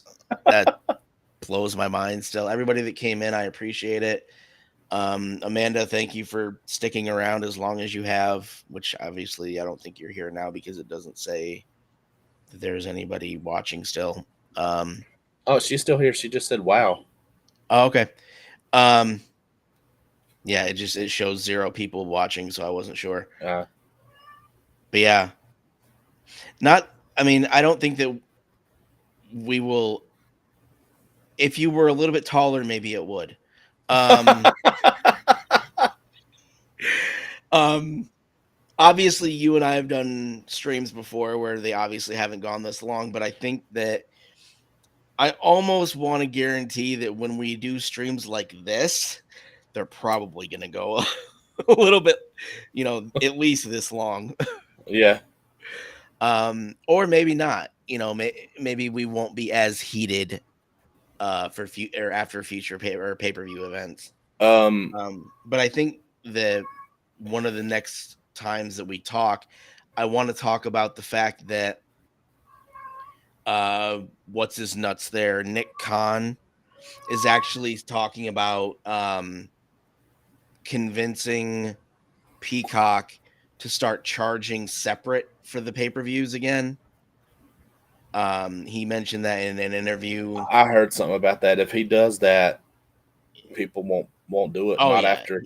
I mean, yeah. it's been 2014 Especially started the after WWE Mania. network. Well, and people started like the WWE network started in 2014. People's been getting this for 10 years almost, well 9 years Yeah, at $9.99 a month. yeah. They're not going to go back to paying $50 and $60 for a pay-per-view. No, It they just won't. ain't going to happen. Nick And you Khan needs can't to get and his you head out can't of his do that. ass. You can't do that in today's world because that was when cable TV was more of an existence in people's houses Yeah. versus streaming. And then like when the WWE network started, DirecTV dropped their pay-per-views altogether. Yeah, So, yeah. All right. Thank you, everybody. We will be back. I'm sure probably before May 6th or May 7th. We'll probably do another stream much way before then, but this was fun. Amanda's right. My voice is going to be shot for the next 3 days. Um, but it was a discussion that I think we needed to have just to kind of understand where our perspectives were and why we had the perspective that we did. Like I said, I think cooler heads prevailed versus what you and I were feeling last night was, which right. is, wanting to go out and, you know, tear things down. Um, So them videos where I'm like trying to end the stream I don't here. know, somebody's favorite football team loses the Super Bowl and you see them break the TV and knock it off the wall and stuff? I was just about to say if there's a tradition in Kentucky for the University of Kentucky, not Louisville, not University of Louisville, but University of Kentucky in I believe it's in Lexington, Kentucky. Um, when whether they win or lose, for some odd reason, uh, college kids burn a couch. No idea why, just Huh. happens. Um, but yeah, I'm glad that there's not more. displays like that. That'd be terrifying. But all right, guys, we will see you in the next stream. I will try to do a stream tomorrow, but Chad had me talking so long that I may not have a voice tomorrow. So we will see you tomorrow. And Chad, I'm probably gonna hop on another call with you in a minute. Okay.